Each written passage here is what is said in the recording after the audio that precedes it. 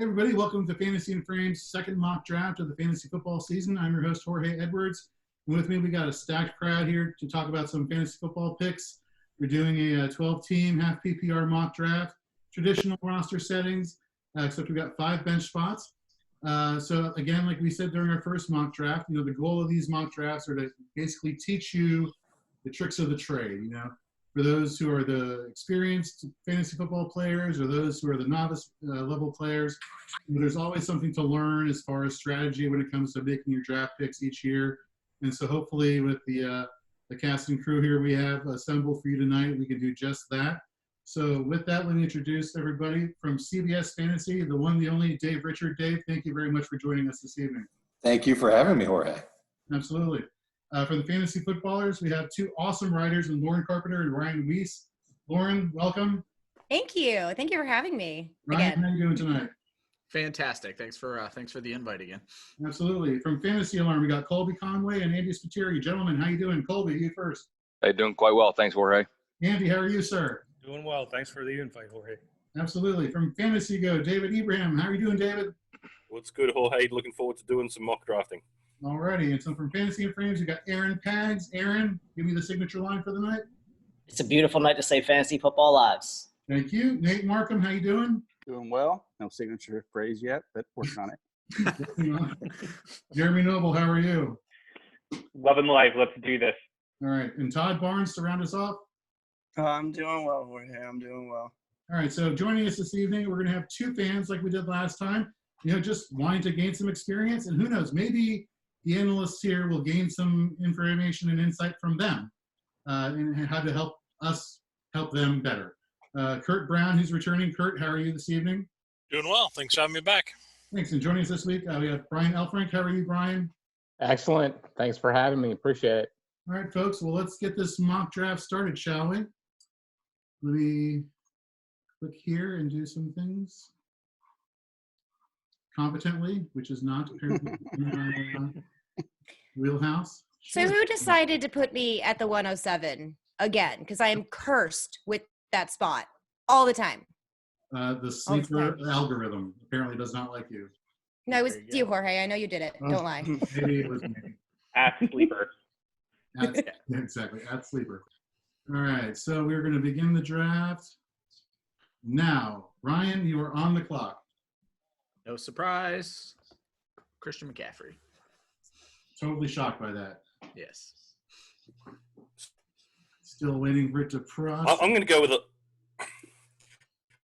You're doing nothing, and you're waiting. A little bit of a different pick. I know that the consensus is to go with Saquon here, but I'm going with Zeke Elliott. I just feel that system is more conducive to more scoring. All right, still waiting for Ryan's pick to go through. Ryan, did you hit? Can you click one more time? It's mine and David are both showing on mine. Yeah, on the app it's showing. So yeah. Same here. Of course it is, because technical difficulties are. Maybe the fact that they weren't driving while drafting had something to do with the fact that they didn't go through. It is critical. Well, with the third pick, I'll take Saquon, even though he messed me up last year in the playoffs. I'll take him. All right, Dave Richard, you're on the clock with Dalvin Cook. I guess I'll take Dalvin Cook. Oh, no. Poor you, right? I know, exactly. Yeah. All right, Brian. I was hoping somebody was going to jump in and take Michael Thomas, but with that not happening, I'm going to take Alvin Kamara. Okay.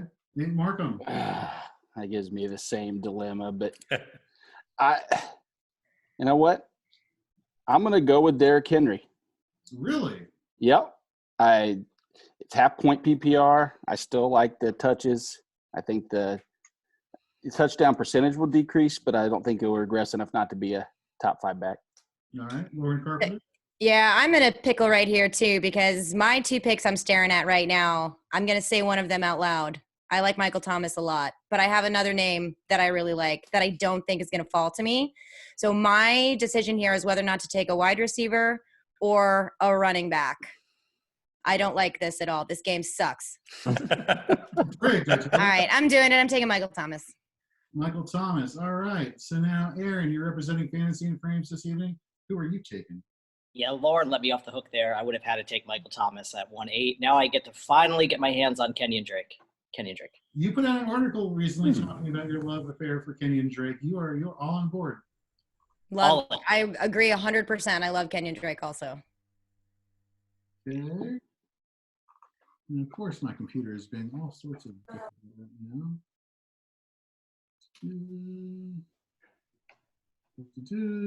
Why are you going the wrong way? I hate Macintoshes.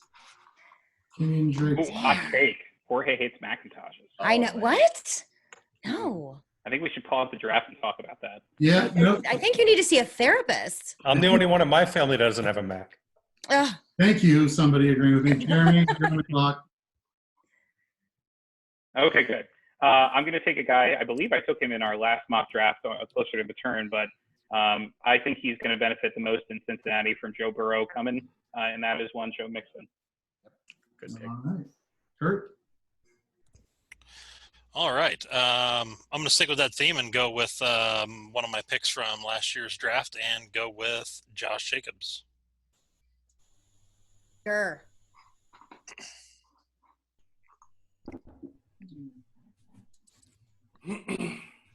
Actually, you're not, because it's Todd's pick. So Todd. I was confused. Okay. Yes. Oh, wow. Oh, Come on, no. Todd, do it. Myself get skipped over. Sniper alert. Do it. Make it. All right. Well, then, in that case, I'll just go ahead and snipe him on Josh Jacobs. Yeah. Oh, terror. Boom. Party foul. What a on reach. feet. All right, Kurt. I guess you're not taking Josh Jacobs. Who are you going with that? That's it. I'm out of here.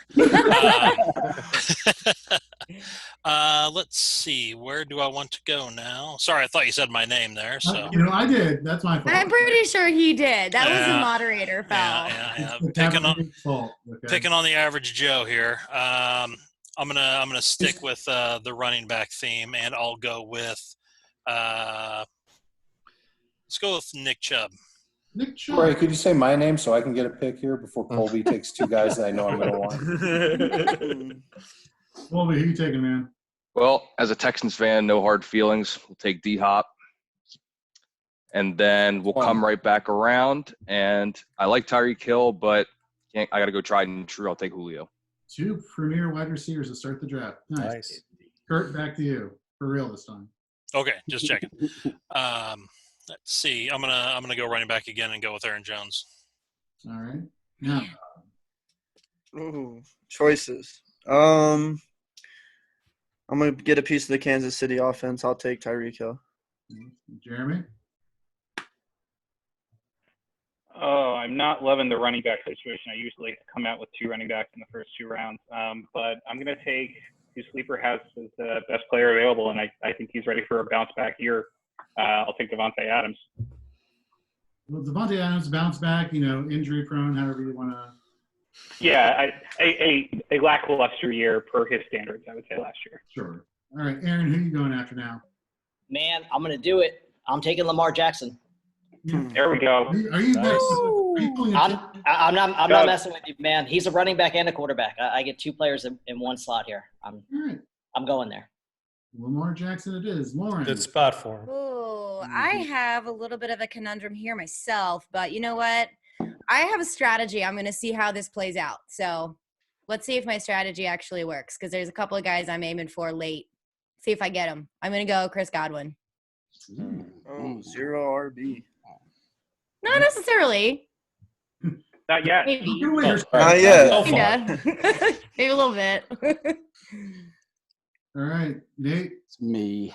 Yeah. This is where I have to just go with the fact that despite what my gut wants to say, I think that I truly believe that Miles Sanders is the best particular RB2 that I could have on my squad right now. I look through the list and nothing else jumps out. So. That's a good pick. Here's Dave Richards' thoughts on Miles Sanders right now.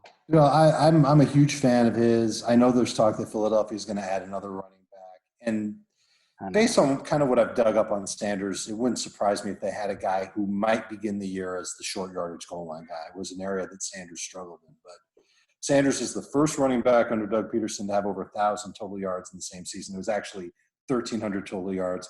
I believe he had 5 games with over 100 total yards. That's the first running back to have that many under Peterson.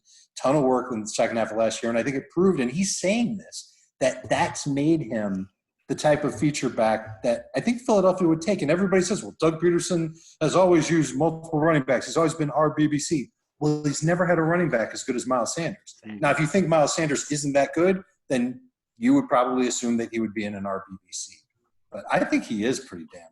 He's got great lateral agility. His receiving skills in the first half of the year were ridiculous. And in the second half of the year when he was playing a lot, his rushing was great. So I was really – when I started to see him slip out of round 1 and into the early part of round 2, I thought to myself, oh, my gosh, there's a chance I could get him on my team. And then Nate took him 2 spots in front of me. It's cool. I've got 2 names in my queue. I'm going to get somebody I really like in round 2. Let me just but say I really would have liked Sanders. As an Eagles fan, and I have season tickets, so I get to watch him. In the beginning of the year, he was very slow to hit the hole. Yeah. And absolutely. was very tentative. But by the second half, he knew where he was going and really improved as a runner. Yep, absolutely. All right. Ryan, who are you taking, buddy? I'm actually going to go a different route because this went totally different than I thought it might, and was hoping to get a quality RB2 at this point, and I'm just not feeling it. So I'm going to go for a guy that I feel like could serve as my wide receiver 1 at the tight end position. You don't have to worry about tight end for the rest of the season with Travis Kelce. Dave? Also in my queue. So there's only one name left in the queue. Any guesses who it is? Evans. Eckler. Devonta Freeman. Indeed. I thought about putting Freeman in the queue. Maybe I'll do it in round 3.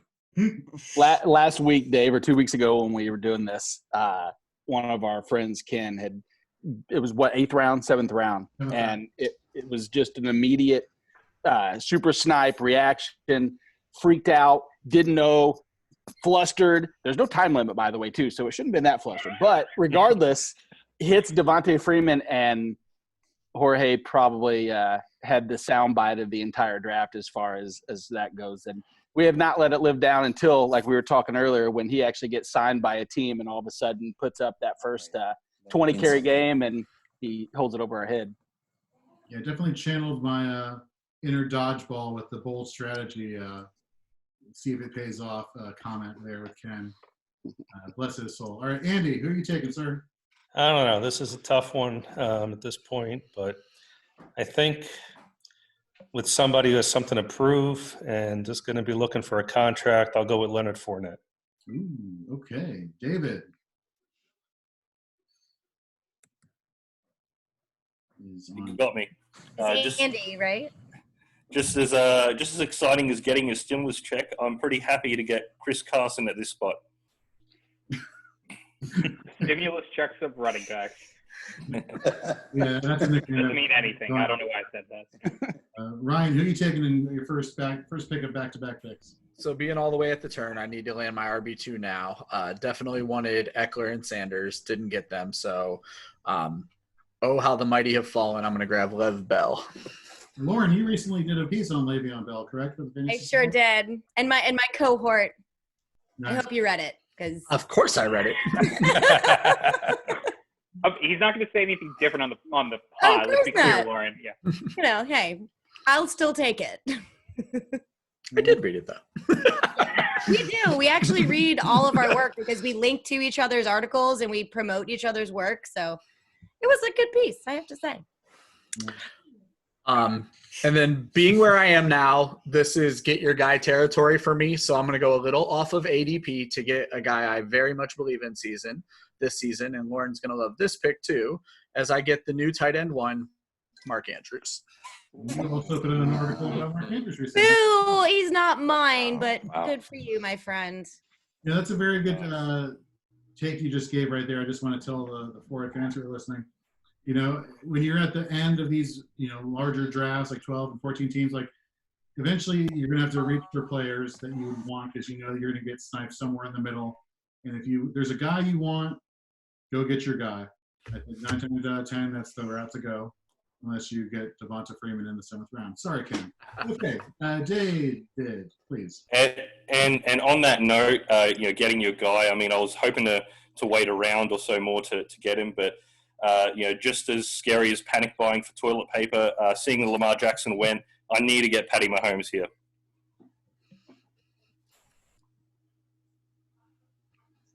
Toilet paper and stimulus checks. There you go.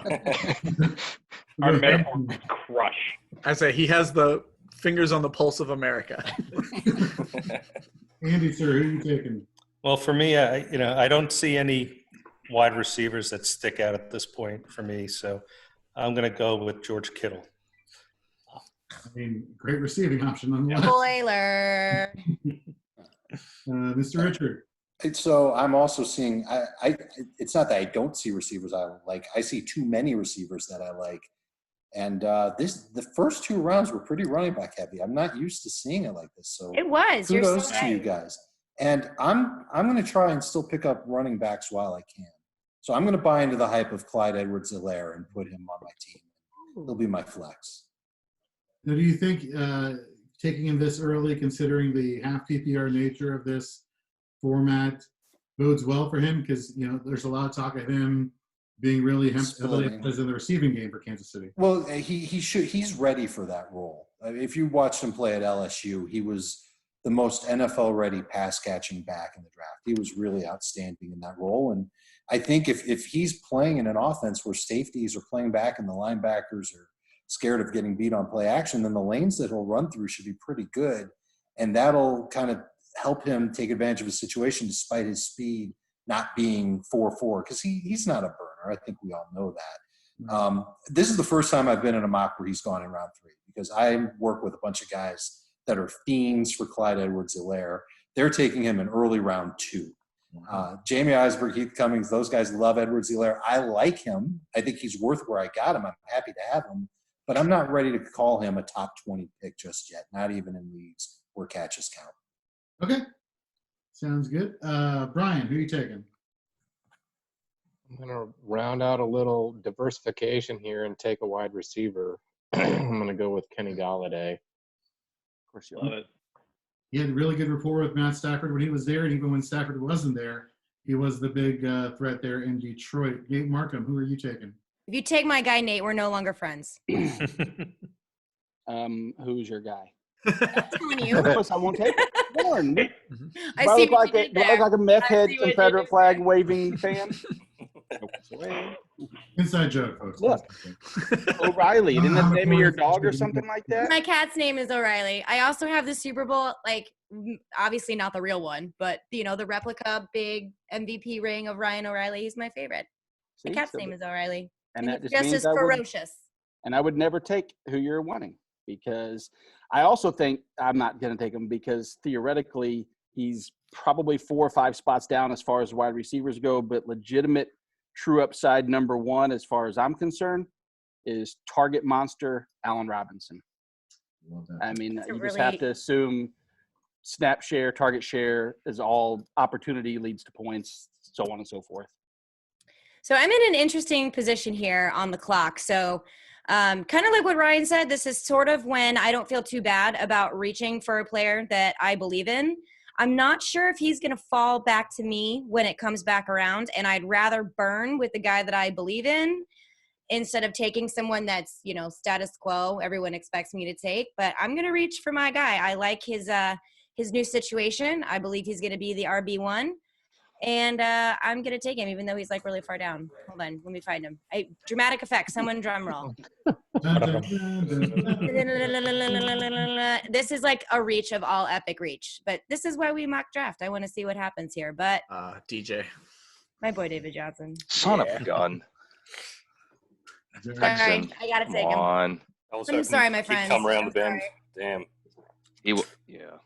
Aaron, I'm also 2 wide receivers, so I needed a running back. I hear you. One that I believe in. So Do you think he would have made it back to you? I don't think so. No.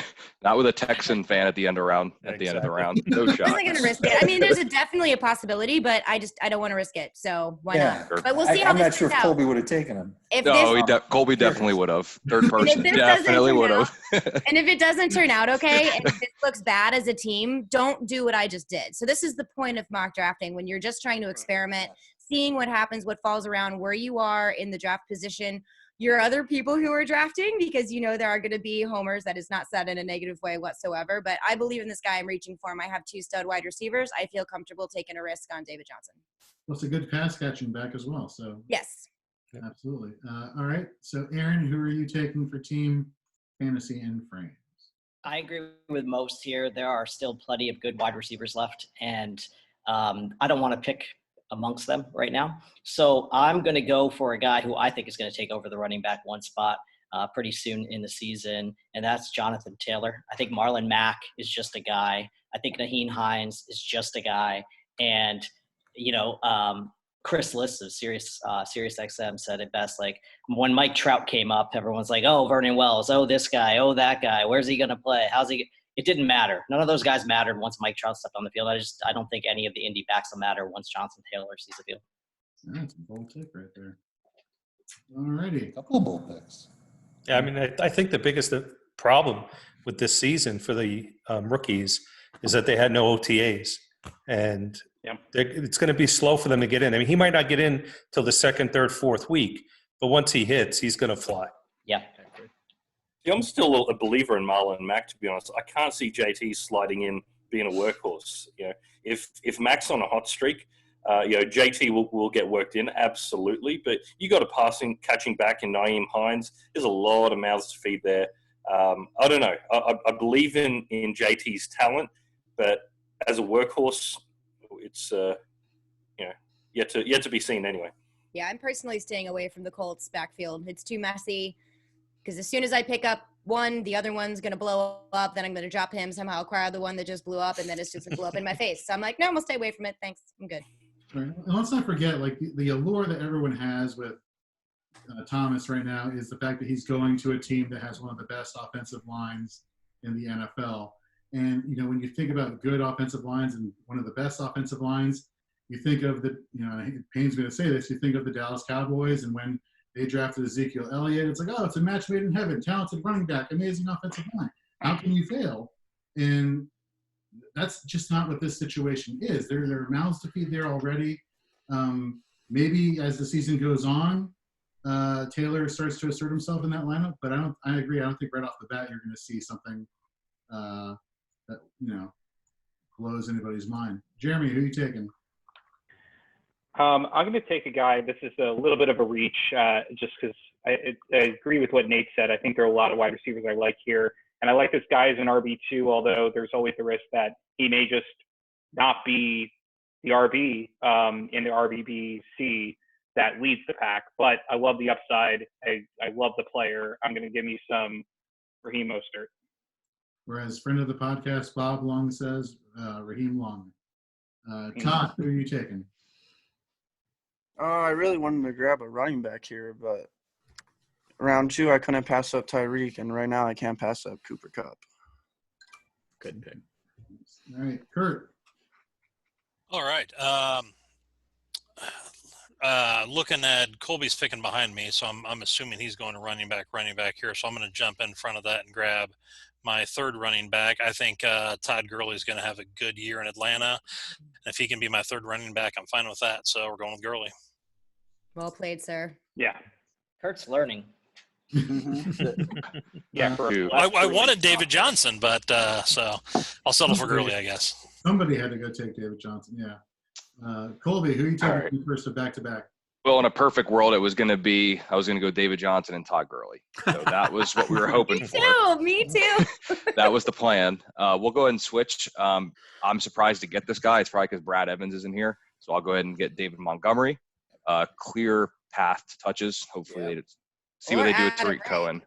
Yeah. And then what we'll do here is I was going to go another running back, but I'm not going to take one just for the heck of it. So we're going to go ahead. We'll get ourselves another wide receiver. We'll go ahead and take Mike Evans, see if he can figure it out with Tom. Very smart strategy there. I'm shocked he lasted that long. That's crazy. Yeah. It's amazing. Well, it shows how deep the wide receivers are, and we went running back heavy so heavily. Yeah, very running back heavy. All right, Kurt, back to you. Evans literally the 10th receiver. Yeah. Yep. I'm going back to the well with I took this guy on the last mock draft. Adam Thielen. He loses Stephon Diggs. They got the rookie lining up outside of him. Like you said earlier, the rookies aren't going to have time to really be brought up to speed. So I think he's going to see a lot of action. So if he stays healthy, we'll go Thielen. I like it. All right, Jeremy. Nope, Todd. Yeah, Skipping me Todd, thank you. skipping You again. got the pick for Todd, didn't you? I'm gonna go ahead and grab a running back that I grabbed actually in the last mock. I like Mark Ingram a lot. He keeps on sliding farther and farther, but he produced really well last season, and it's a pretty similar situation. Yeah, they haven't gotten out the anointing oil on J.K. Dobbins yet. And Mark Ingram still was pretty, like you said, did pretty well last year. I like the pick. Jeremy now. This is a get your guy. It's going to be a long time. There are a lot of wide receivers I still think that it's really deep. I'm going to make a reach, and I'm going to go get myself who I think is potential QB1, but definitely I think top 3. Dak Prescott. Yeah. That's right. Solid pick. Yeah, there's rumors whether or not that contract proposal was actually legit today or not, but I bet Cowboys fans everywhere and fantasy fans are hoping that he gets on the field sooner rather than later. Aaron, who are you taking? If you've ever heard me talk about wide receivers, you've heard me talk about Cortland Sutton. He is just a beast. And for him to be my number 1 wide receiver here and getting him in the 4th round as a guy I think could be a top 5 overall wide receiver, I am thrilled to get Cortland Sutton here. So you're not Don't worry. scared by the rookie additions at wide receiver? I just think, more weapons on offense, just take coverage away from Sutton. He is just a physically gifted wide receiver who's already basically broken out with, Emmanuel Sanders going out of town and just putting up monster numbers every week. Cortland Sutton's the man. Well, since I wanted Cortland Sutton, thank you Sorry, Lauren. so much. Appreciate Stimulus it. checks of wide receivers. Man, I wanted Cortland Sutton really bad. But you know what? I still have 2 stud wide receivers. I'm okay with that. I'm going to round out my 4 core people who I believe are going to be starters. They're going to be consistent, mostly going to be matchup proof that I'm not going to have to worry about. And I'm going to go ahead and go here with Devin Singletary because I need a running back to add to my 2 wide receivers and only 1 running back who is kind of risky. But I'm going to go ahead and go with Devin Singletary. Any thoughts on Zach Moss coming in there and taking away opportunity from Devin I don't think so. No, I'm not. I mean, it's what I do like about having Moss there is that there is a complement and a kind of a share the load. I'm not too worried about an RBBC there. I don't want him to get gassed without Frank Gore being there. So I kind of like the idea that he can play all 4 quarters solidly and have a water break when necessary. Nice. All right, Mr. Markham. Interesting. The ultimatum I got for taking my guy, we're no longer friends. Did I take your guy? Yeah, I just told Jorge before that I'm sorry. I didn't like him going in before my projections, but for some reason – everything just adds up to. He's very under the radar. I like him a lot. I really do. So I'm going to go back with wide receiver. And even though it's as deep as it is, I have to look for opportunity. And who passes the most pretty much from the last 3 years, they've been 1, 7, and 5 is the Atlanta Falcons, Calvin Ridley. There's really not much depth. I know Russell Gage is there, and Aaron, you did something about Dirk Cutter's offense maybe funneling some passes his way, but I don't see a situation where he doesn't, and Calvin really doesn't have at least 120 plus targets come his direction. Yeah, when Dirk Cutter had Chris Godwin in his second year, he had 95 targets, 59 catches, 842 yards, and 7 touchdowns. Ridley in his second year under Cutter, 93 targets, 63 receptions, 866 yards, and 7 touchdowns. Very similar. That was in 13 games. In 13 games, yeah. Brian? I don't like this game at all. It's just not gone anywhere close to the way that I thought it was going to go. I totally agree with you, man. I was out after round 1. I'm like, dang it. Real. This is when you draft Devonta Freeman. Do it. No. I'm going to stay with the wide receiver trend here for a minute and add Amari Cooper to my squad. So I'm noticing, and I don't know if I'm the only person that does this, but I kind of look ahead and see what the teams that are drafting after me, and then again before me in the next round, what they need. And I see that none of them have a wide receiver, and I need a wide receiver. So I'm absolutely taking a wide receiver. And I don't know, maybe I'm just falling for DJ Moore a little bit, the fact that he had such a great finish last year. But I see the Panthers passing a ton this year. I think their defense is going to struggle. I think their run game, who knows? That's a joke. I think that they'll ultimately – I think their offense is going to be a lot of quick passing. That's what LSU did. It's what Joe Burrow just did. Exactly. And their passing game guy is now in charge of the offense in Carolina. They're going to throw a lot of short area targets. That's DJ Moore's wheelhouse. Wouldn't surprise me if he had over 100 catches this year.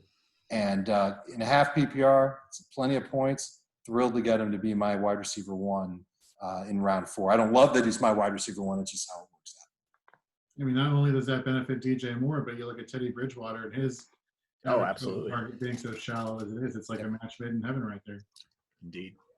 All right, next. Andy.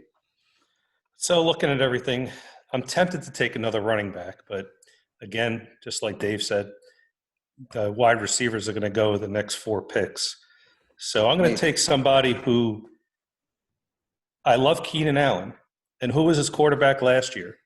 Phillip Rivers. Who's he's going to throw to this year? I'm going to take T.Y. Hilton. There you go. Now, Ryan, I believe last week or last time we recorded. Let's not talk about it yet. Let's not talk about it yet. Okay. Well, I need some more drama in my life, so I'm taking a guy, and I'm about to break Ryan's heart. It's OBJ. I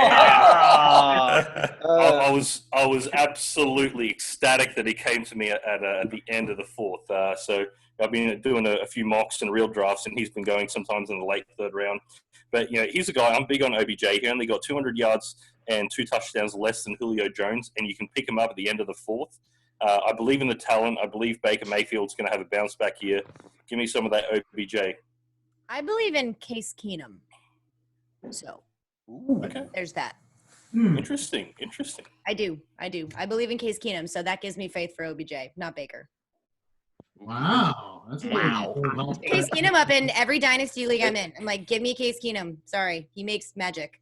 Well, I'll tell you what, in the leagues I had Terry McLaurin last year, all I was hoping for was Case Keenum to come back. When he was on the field, Terry was a beast. Scary Terry, man, I'm telling you. F1. All right, Ryan. Well, my heart is broken. I've had that queued up forever. I imagine the Ralph Wiggum, like if you pause it, you can see right when his heart's beating. That's where we stand. Well, I actually did a pod with David 2 days ago and spent about 15 minutes trashing this guy. But if I can get him at the end of round 4, I'm going to take Melvin Gordon as my RB3. And then I can't believe you just took Melvin Gordon. Yeah. And then if I need to grab a wide receiver in half PPR, I'm going to grab a guy who's been a wide receiver 1 for the last 3 seasons running, and I'll take Keenan Allen. Okay. What are your thoughts on Phillip Rivers not being there and Tyrod Taylor going into that position now? Love it. Keenan Allen's going to be the security blanket. Hunter Henry as a tight end is going to stretch the middle of the field. Keenan Allen's going to be the underneath guy. I think Tyrod Taylor or Justin Herbert, the ball's going to get funneled 130, 140 targets to Allen. Nice. All right, David, back to you. Okay, well, here's a guy I can probably wait another round, but being the second pick, I don't know if I want to take that risk. He's lean, he's mean, he's AJ Green. I do believe he comes back and takes that number 1 spot. Tyler Boyd did good last year, but he's no AJ Green. Especially with Burrow there, I can see that magic happening. One thing I will say about that too is I think you're going to see a better game, a better season out of Tyler Boyd now that AJ Green is back. He needs him on the field in order to be successful. Needs AJ Green to be successful. Lots of ambiguous pronoun reference there. Sorry, guys. No, that makes a lot of sense. You look at Tyler Boyd's numbers last year. He had a lot of targets. When you look at what yards after catch or yards after catch per reception, not a lot. But you go back a couple seasons when AJ Green was there, less defensive coverage, more abilities, more opportunity rather to do more with the ball once it's in his hands. I agree with you. Having AJ Green back, I think definitely boosts Tyler Boyd's value. All right, Mr. Spiteri, who are you taking? Okay, I'm looking at what I have here. Week 11 is going to be a problem. And my next pick is somebody who, when he was by himself, did really well. And now you have DJ Metcalf to take coverage away from him. So I'm going to go with Tyler Lockett. Hot Lockett. That was at the top of my queue. Sorry, Dave. It's all good. And now I've got a tough call between two wide receivers. If I stay true to my rankings, look, I don't think either one of these guys are going to make it back. I can't say the other name. I'm just going to take the name that's at the top of my queue, the top of my wide receiver. A guy that had a sensational finish last year, and a receiver who I really like a lot. I think he's really talented, in A.J. Brown in Tennessee. I mean, the chemistry he had with Ryan Tannehill was unreal as soon as Tannehill stepped in there last season. It's hard to argue that. It's true, yeah. Brian? Are you with us, Brian? I am, kind of. You could see him like looking at the screen and thinking, why? This is just Brian's my spirit it's animal killing right me. now. I don't want to do any of this, but it keeps leading me to it based on I also want to stay true Gotta be to my flexible. Be flexible. pre-draft. But no, I don't want to because I feel like I'm going to reach. Be like water. Stay So water. I'm actually going to fulfill my flex spot here and take my man out of Pittsburgh. Good pick. Nice. Okay. That was the other name. He's gonna be a top 12 this year, easy. Definitely down. I hope so. Oh, he's a big bounce back candidate. Yeah. Mark, I shaked my fist angrily last podcast for not getting him. I withheld it this time, but I wanted him. Good pick. So, collective question to everybody. You have a player who is, according to your own personal rankings, is pretty high across. You just take him. You don't go with I hate him. I don't trust. I don't like the fact that it's going to be, in my guess, is week 10. They're going to switch quarterbacks after the bye, and it's going to go to Tua. Devontae Parker is not my favorite player out there, but I got him for about 125 targets. It's hard to find a wide receiver 3 that's going to get 125 targets at this point. And let's be honest, Flores is going to throw the ball a ton if anything has been proven over the years. Ugh, I hate when you go ugh after a pick and float around. Then you probably shouldn't have taken him. I know, exactly. But if you're saying ugh, that means you took the wrong guy. No, you brought up a very good point, though. You're worried about what's going to happen later in the season, and this is one thing I cautioned against with Nick Chubb last year. Don't worry about later in the season. Get the wins early, and then maybe you trade him if you think it's starting to turn towards Tua and you don't trust him with Tua. Take those numbers he's going to put up with Fitzpatrick and then move him. So I like the pick. So, but their first 4 weeks are brutal too. So it's not even like I'm getting a great start. But he's my 3. So it's not like I have to rely on 18 to 22 points out of him either. Yeah, but if when it comes to Miami too, like they've made a lot of changes to their offensive line. You've got Chan Gailey that's coming in, who has a pretty deep history with Ryan Fitzpatrick. Indeed. So I don't know if there's really going to be, unless barring injury. I'm not sure. I think that history that Chan Gailey has with Ryan Fitzpatrick, and then ergo Ryan Fitzpatrick to Devontae Parker, the only one who can catch the ball there so far. Pardon my language, Mike Gesicki. He's also another one. They've added pieces in the run game too, so there's a way different look and identity to that football team. So those first 5 games may surprise you. They will be coming from behind, but what does Ryan Fitzpatrick do the best? Slings it. Who's he going to sling it to? Good boy. I'll take it. Andy, you were about to say something also? No, that was my point. Is if they have a tough schedule, then they're going to be throwing the ball a lot the first 4 games. So Parker's a great pick for that. Agree. So I have a position. Oh, sorry, I didn't mean to interrupt you, Nate. No, you're good. So I've got my 2 wide receivers. I've got my 2 running backs. Again, I just kind of want to fill out my core. I can't believe he felt me, but I'm going to go ahead and take tight end Zach Ertz because I need one, and he's good, like really good. Really good. That's a rumor I've heard. Are you not worried about Goddard stealing targets away? I am. That's why I didn't reach for Zach Ertz earlier than this. I think that there is a big tier gap between your tier 1 and your everybody else that are in the tight end landscape. So if I'm going to take a tight end early, like in my opinion, I think this is kind of early. It would only be for the big four. I think that's Zach Ertz. It's going to be Travis Kelce, George Kittle, Mark Andrews. I am a little bit worried about Goddard taken from him, but at the same time, you can't deny his talent. You can't deny his relationship that he has with Carson Wentz and with Doug Peterson, and he is a pretty heavily utilized piece. So where he may lose some volume, I still think he's going to get the work, and in half-point PPR, I'll take that, especially in the end zone. Last year when Goddard had a lot of catches, Ertz was hurt. Yeah. They didn't let that out. And so was every wide receiver. Yeah, but it was not Wentz. So was playing, everyone in Philadelphia. Everybody was hurt. I mean, just everyone. What they did with nobody was remarkable. And Wentz doesn't get enough credit for that. All right, Aaron, who are you taking with your pick? As happy as I was to get Cortland Sutton in round 4, I'm even more excited to get Robert Woods in round 5. He plays on the team that threw the 6th most passes last year. He had the 8th most targets, 8th most receptions, most yards after the catch. Sign me up.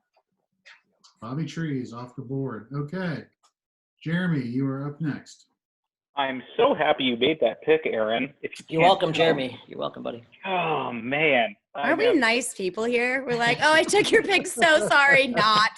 See, Brian, we all go through this. We're all staring at this being like, how? Why? Why, God?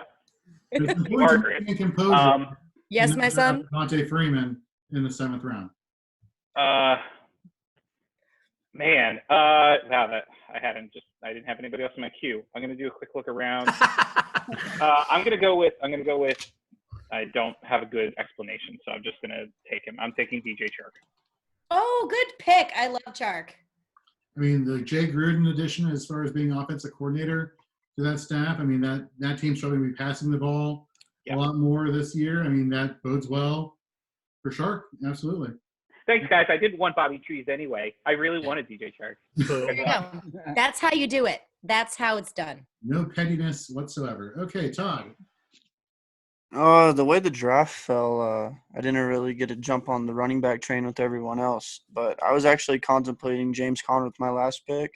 So the fact that he fell to me at this pick, I'm pretty happy about that.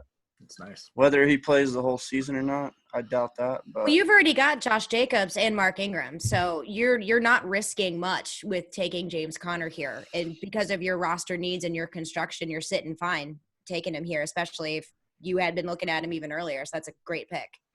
Yeah, and the upside is there with him, but not wishing health on anyone, but the likelihood of him playing a full 16-game season does not look likely with his history. He has not been able to for the past No. He's been in the league. You're right. But there's a lot of talk heading into the draft that the Steelers were going to address the running back position early on. They didn't.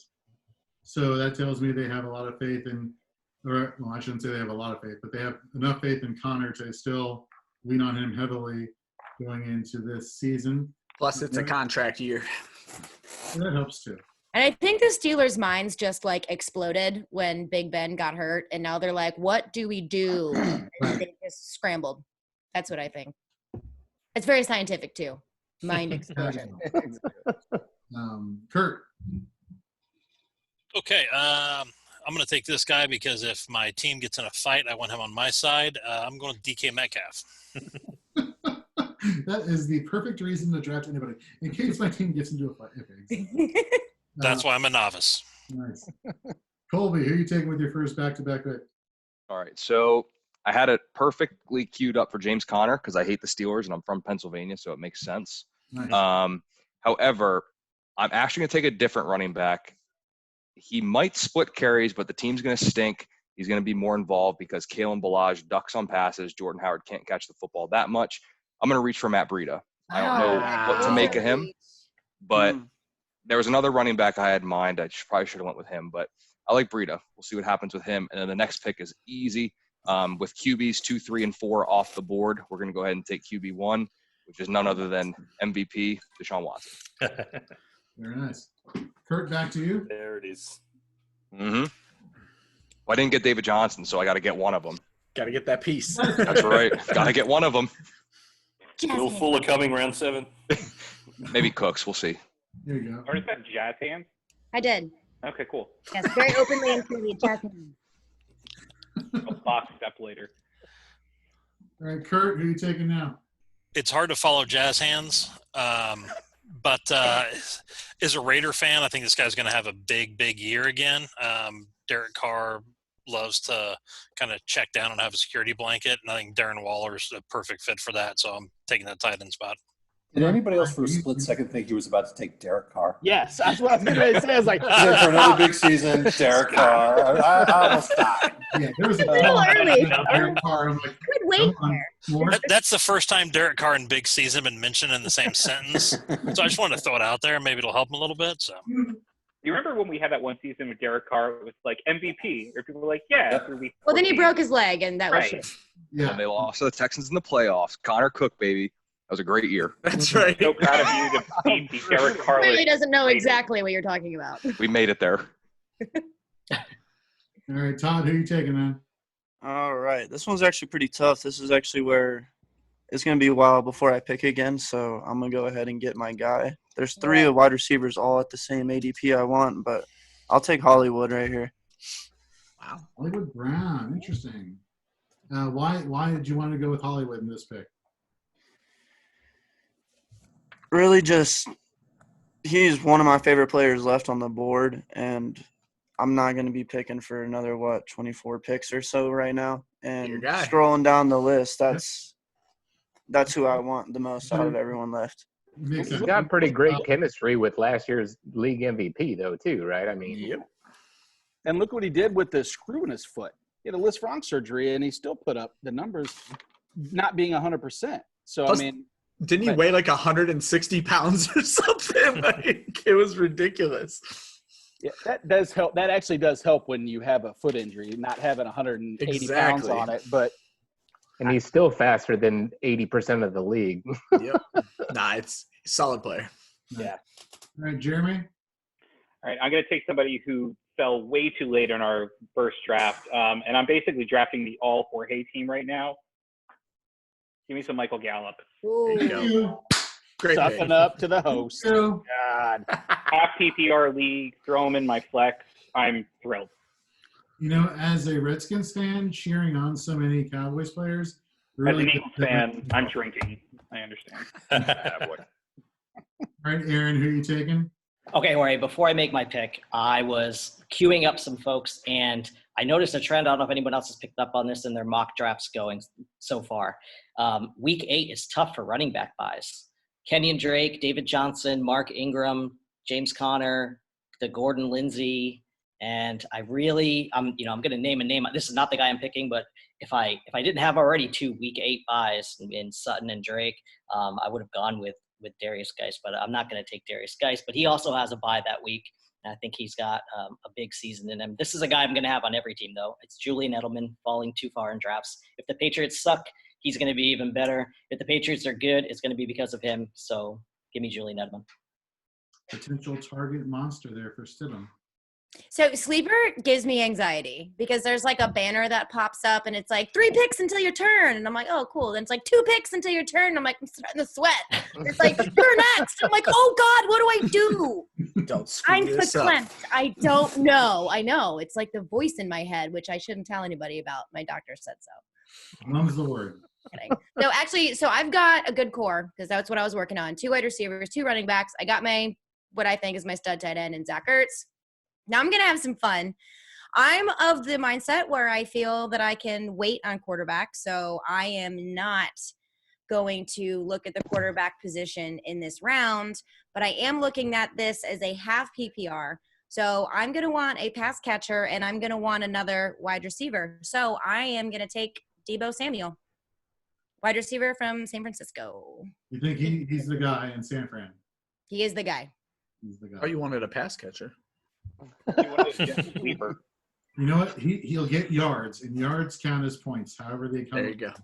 So, all right. Yeah, I think I misspoke on that one. I'm looking at like wide receivers, not as like pass catching running backs or line of scrimmage running backs. That's kind of what I was talking about in that sense. But I don't know. Sometimes things just come out of my mouth, and I have no idea what they are. That's why I rely on y'all to correct me. So I'm like, yeah, what they said. Way smarter. No, look, he's a playmaker. However he does it, I mean, they're not just going to ignore what he did to finish the And season.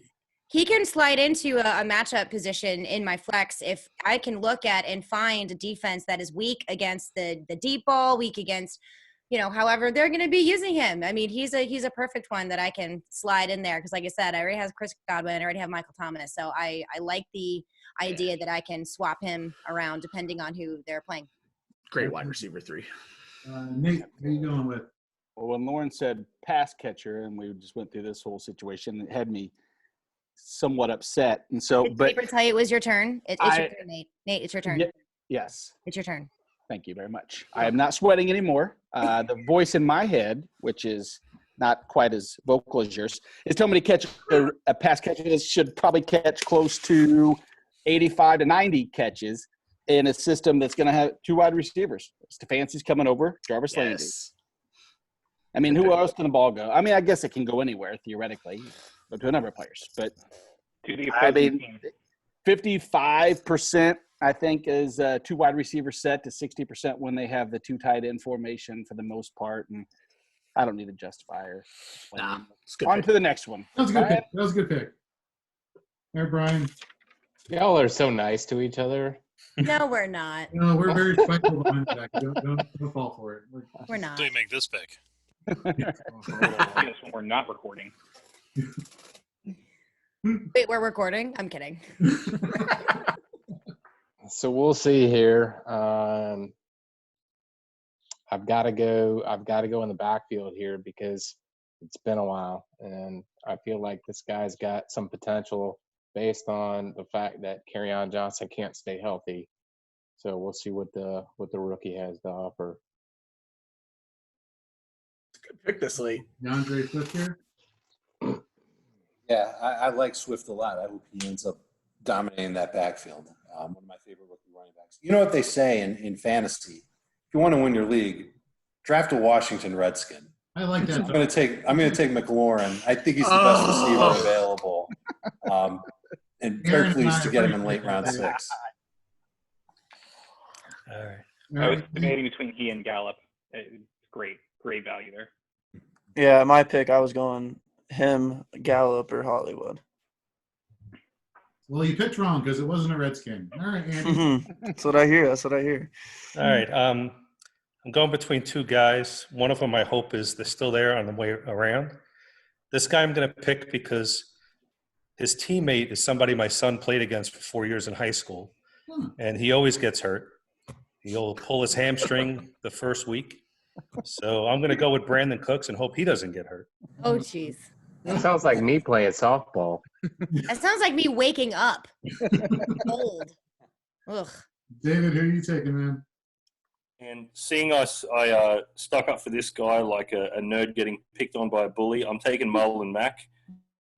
I still believe he's going to be at the very least a 1-2 punch with JT. And I'd like to just point something out real quick here. You're getting him in the 6th round. So let's say you only get 3, maybe 5 solid weeks of production before it shifts to, the other running backs that are there. You're not risking a ton of draft capital getting him, but you are working on the assumption that he still is the RB1 and he could possibly be that. So he's in one of those categories where he's going to fall down draft boards. And if you believe in him, even if you get a few weeks of production, you're not wasting it right here in this spot. So I think that's a great pick. Yeah, as a flex as well. If I can put him in the flex, I'm totally okay with it. Like I said, end of the season, we'll worry about that when it comes. Now, I think it's interesting that, you look at where he was last year. Now, I know, Dave, you recently put out an article looking at, the lessons from 2019 and how that applies to 2020. When you look at Marlon Mack, I mean, he was going as a 3rd-round pick, and now he's at the end of the 12th or end of the 6th round, a year later. I mean, it's very interesting how far the mighty have fallen. Well, and I think a lot of it has to do with just what happened in the draft and the fact that Jonathan Taylor got picked by the Colts, and the future could come a lot sooner. It usually does when the NFL is the topic. Guys get promoted pretty quickly. We already had a conversation earlier in the draft about Taylor. And I agree. I think Taylor eventually will get that job. The thing that sticks out to me is that Mack is going to have to mess up on the field to lose the job or get hurt, which I don't think we can count on. And the schedule's pretty easy for Indianapolis to begin the year. So when the schedule came out, I actually ended up moving Mac up in my rankings because I thought that he could get off to a good start. And Lauren's right. This is exactly the time in the draft, late round 6, where you can start taking shots on guys that you're not going to have as cornerstones of your team, but guys who can help you get off to a good start. So I think it's a great pick. All right, Ryan. Yes. Really regretting waiting on wide receiver. Wanted McLaurin very bad, so thanks for that, Dave. My pleasure. So I'm going to go with route runners. So I'm going to go ahead and grab Stephon Diggs and hope that Josh Allen can get a little bit more accurate. And then I normally beat the drum for QB late, but being where I am and seeing him sitting there, I'm going to go ahead and add Kyler Murray. Love it. And obviously, we don't need to talk about the scrambling upside that he brings to the table, but the addition of DeAndre Hopkins this offseason. Exactly. Even more lethal. Right, back to David. All right. I was hoping that Stephon Diggs would fall to me, but he didn't. But, on weekends where you tell yourself your diet's going to start Monday and then you have your oatmeals and egg whites, it's good for you, but you don't like it, I'm taking Kareem Hunt. Yeah, I know on paper he's good. I think I can see him also splitting work, but his role is just is a big uncertainty. But in the 7th round, I'll take Kareem Hunt with that risk. For the 7th round pick for a guy who, once he was reinstated and started seeing the field, was averaging, I think, a little bit over 10 fantasy points per game in half PPR. That's pretty good value, 7th round pick right there. If he can keep that going, obviously, this year. He was pacing 86 catches for the season if he obviously had to double the last 8 games, but that's, crazy for this 7th round. Nice pick. All right, Andy. Hey, Jorge, can I ask a question of the experts? I'm curious. So Stephon Diggs is a 6th round pick. A year ago, the guys in 2 or 3, 4, somewhere around that. The strict move to Buffalo and having Josh Allen throwing in the football makes him fall that far. I'm surprised at that. Well, plus you have John Brown, the other wide receiver too. Which should free him up more, right? Right. So it depends on how you look at it, because Buffalo isn't necessarily, their identity isn't, throwing it down the field often. They're a run heavy, run first. Their quarterback is a run first type of dude. So I don't hate where Stephon Diggs is going, but the fact that he is going a little bit later than he was last year means he's way more of a value. But people are going to perceive it as such, is kind of how I see it. What do you guys think? Because his falling in drafts is not indicative of his talent or lack thereof suddenly 1 year later. I think it's just what people are thinking he's going, and his landing spot is going to make it worse for him. Yeah, the situation's the problem. I say the perception that Buffalo is just this run team, but they're still going to throw the ball 450 to 500 times. And someone brought up John Brown's going to clear up the outside. I think it's definitely hesitance with Josh Allen. It's the same thing with McLaurin. People aren't scared of McLaurin. They're scared of Dwayne Haskins. Allen's going to vulture 4 to 8 touchdowns. And then he's going to miss a ton of balls. But the thing is, they're going to throw, and it's probably going to be Diggs. Well, Dave, Richard, if you remember when you were on our pod, one name that came to mind for Buffalo was Cole Beasley, and how that's the area of the field that Josh Allen just likes to pepper the receiver with, or whether it's a receiver or tight end, that's the area of the field. And so adding a deep threat receiver to that offense that is predicated on throwing the short to intermediate, it doesn't really help his value going into unless they use him that way, Jorge. Which they could very easily do. It's the one thing that we're forgetting about. And let's just take it a step further, okay? Because I agree, Josh Allen, when it comes to throwing the deep ball, he's not great. But if the 12 of us are sitting in a Buffalo Bills office and we've got to design this offense, and we know that Josh Allen is terrible at throwing 15-plus yards, but he's actually pretty darn good throwing inside of 15 yards, what would we do? We would try and use one of these speed receivers to stretch the defense, and then have one of the other receivers come across the field, and maybe it leads to an injury, or maybe it leads to a lot of touchdowns, because a guy like Stephon Diggs can catch the ball, move the chains, turn an 8-yard throw into a 20-yard play. I think there's absolutely no problem taking him with the last pick in round 6. If McLaurin had gone before me, I would have taken Diggs where I took McLaurin. So and then Lauren as the from that perspective. And then Lauren takes over because she trumps us all and says Devin Singletary gets all the balls because she has him on his team at anything. And Singletary gets 80 catches. Haha, you said balls. The one thing I just want to say about this is I worry about Stephon Diggs because where he does a lot of his damage is those big long plays or taking a slant to the house. Like you said, you've got John Brown, you've got Cole Beasley to take that, plus their goal line back, Josh Allen. He's going to be taking a lot of potential touches. I don't know. I do worry. He's not going to get the opportunity, especially with Josh Allen's accuracy. Those, the speedster in Stephon Diggs. I don't know if he's going to be able to capitalize on that. I'm a little bit concerned, but he's too good of a talent to pass up at the end of the sixth round. Sorry. And that's why that's the question. I felt like he was underutilized in Minnesota last year. As silly as that sounds, but splitting balls between the wide receivers there in Minnesota at the time, it felt like they were underservicing a real talent that has a knack for catching the football in tight spots. So I appreciate the insight, though. One thing to consider too is I wouldn't necessarily hold it against him, but in his division, Gilmore's going to cover him. They're not going to put Gilmore on any of the other guys. And then when he goes to Miami, Miami's corners aren't bad anymore, believe it or not. They paid up at that position. So sure, it's only 1, 2, 3, 4 games out of the year, but something to note too. Are some tough corners in that division now. That's a good call. And again, with the Jets, you got Adams in the middle. So It's another problem with him going over the middle too. All right, Andy, who are you taking with your next pick? So this guy, I think, looking at my running backs and their buys are late in the season, I think this guy may end up being the number one running back where he is, and one of the rookies who can really step up to the plate, maybe even be the first rookie to start. I'm going to go with Cam Akers. Ooh, Rams, huh? I like that. Mm-hmm. I do too. That was a great pick.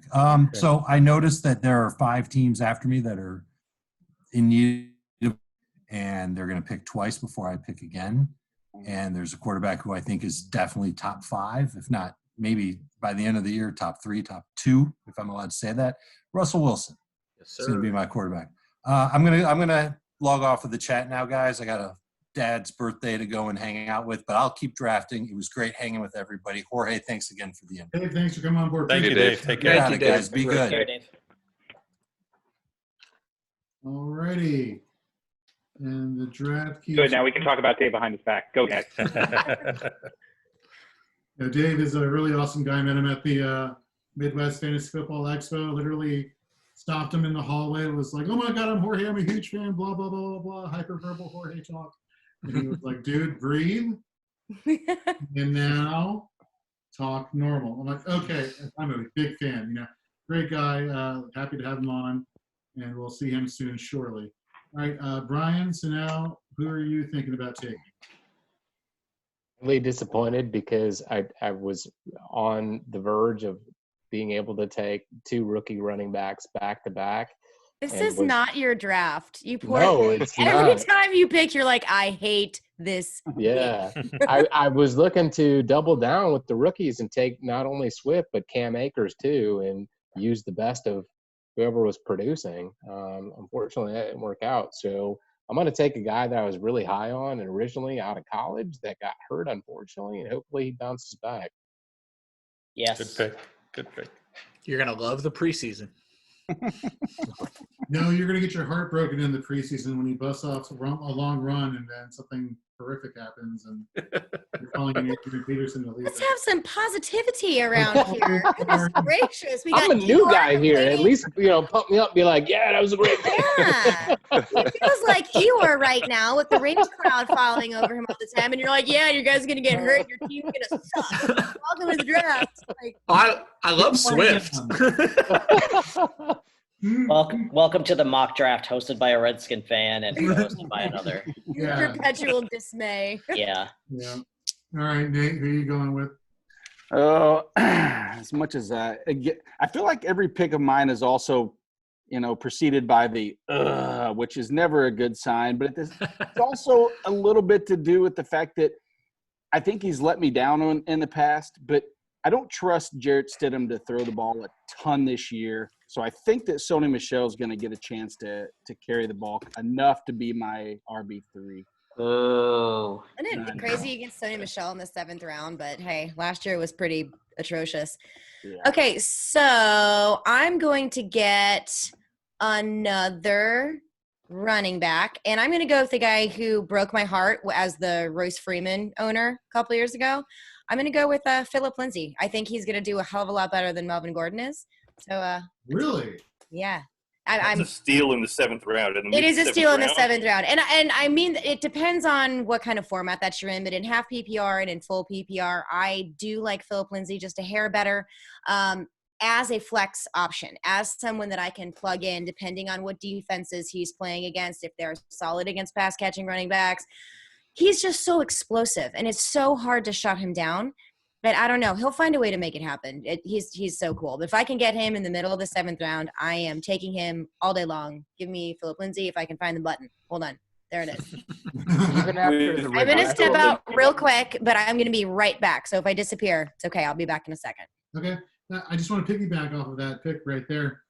You know, a lot of us, you know, recency bias is a hell of a thing. It's a hell of a drug. Let's not forget 2016 when Melvin Gordon came on the scene.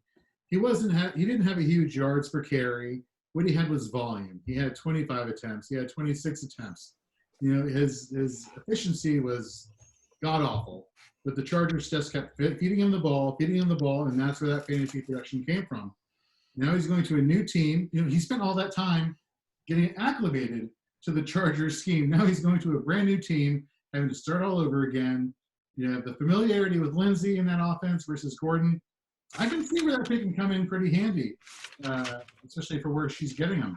But the production that Lindsay put out in 18 when he was more in a running back by committee situation as opposed to last year when it was really more on him, he actually regressed. So it even helps him from that logic. I'm not a fan of Lindsay at all at this position. I'm going to throw something else out there. You said his familiarity. They have a new offensive coordinator. Pat Shurmur is there now, so he's on equal footing with Melvin Gordon. Melvin Gordon has one of the best noses for the end zone in all of the NFL, efficiency or not. He's going to be the goal line back. It's not going to be Freeman. It's not going to be Lindsay. So very good point. Very good point. Well, last year I went to a SportsCon. I saw Melvin Gordon. He refused to give me a signature. So I'm not drafting him ever. So what better anyone who reason? drafts Melvin Gordon is my enemy. That's awesome.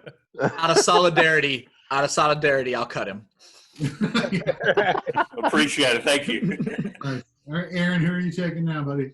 All right, just like me, he's one protein shake away from being in the best shape of his life. Oh, no, you're not. Rob Gronkowski, please and thank you. Double-digit touchdowns from the tight end position. Lord. Yes, sir. David, this was a real league and a real draft that's going on right now. How soon would you send a trade proposal over to Aaron after this draft was over? Sorry, say again? I said if this was like a real draft we were drafting for. Oh, yeah. How dude, soon I would was a trade request for Rob Gronkowski be sending over to Aaron right now? And anyone who knows me knows that I'm tooting the Rob Gronkowski horn. The guy on average has gotten 6.9 targets per game from Brady. I personally feel that Godwin and Evans are going to take a step back in the red zone. That guy's just going to feast. I'm absolutely devastated that he's gone at that stage. But typically, I've seen him going in the sort of 10th, 11th round. So it's a great pick. I personally believe he's going to be between tight end 3 to 5, where that's going to be. But I'm a big Gronkowski believer. Nice. All right, Jeremy, you're next.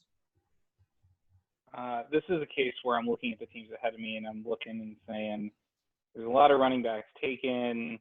Do I try and get that running back that I sorely need to back up in case Mostert's not the guy? I'm going to take someone who I think still has a pretty high floor, even though we don't know exactly what's going to happen there. In a half PPR, I'm going to take James White.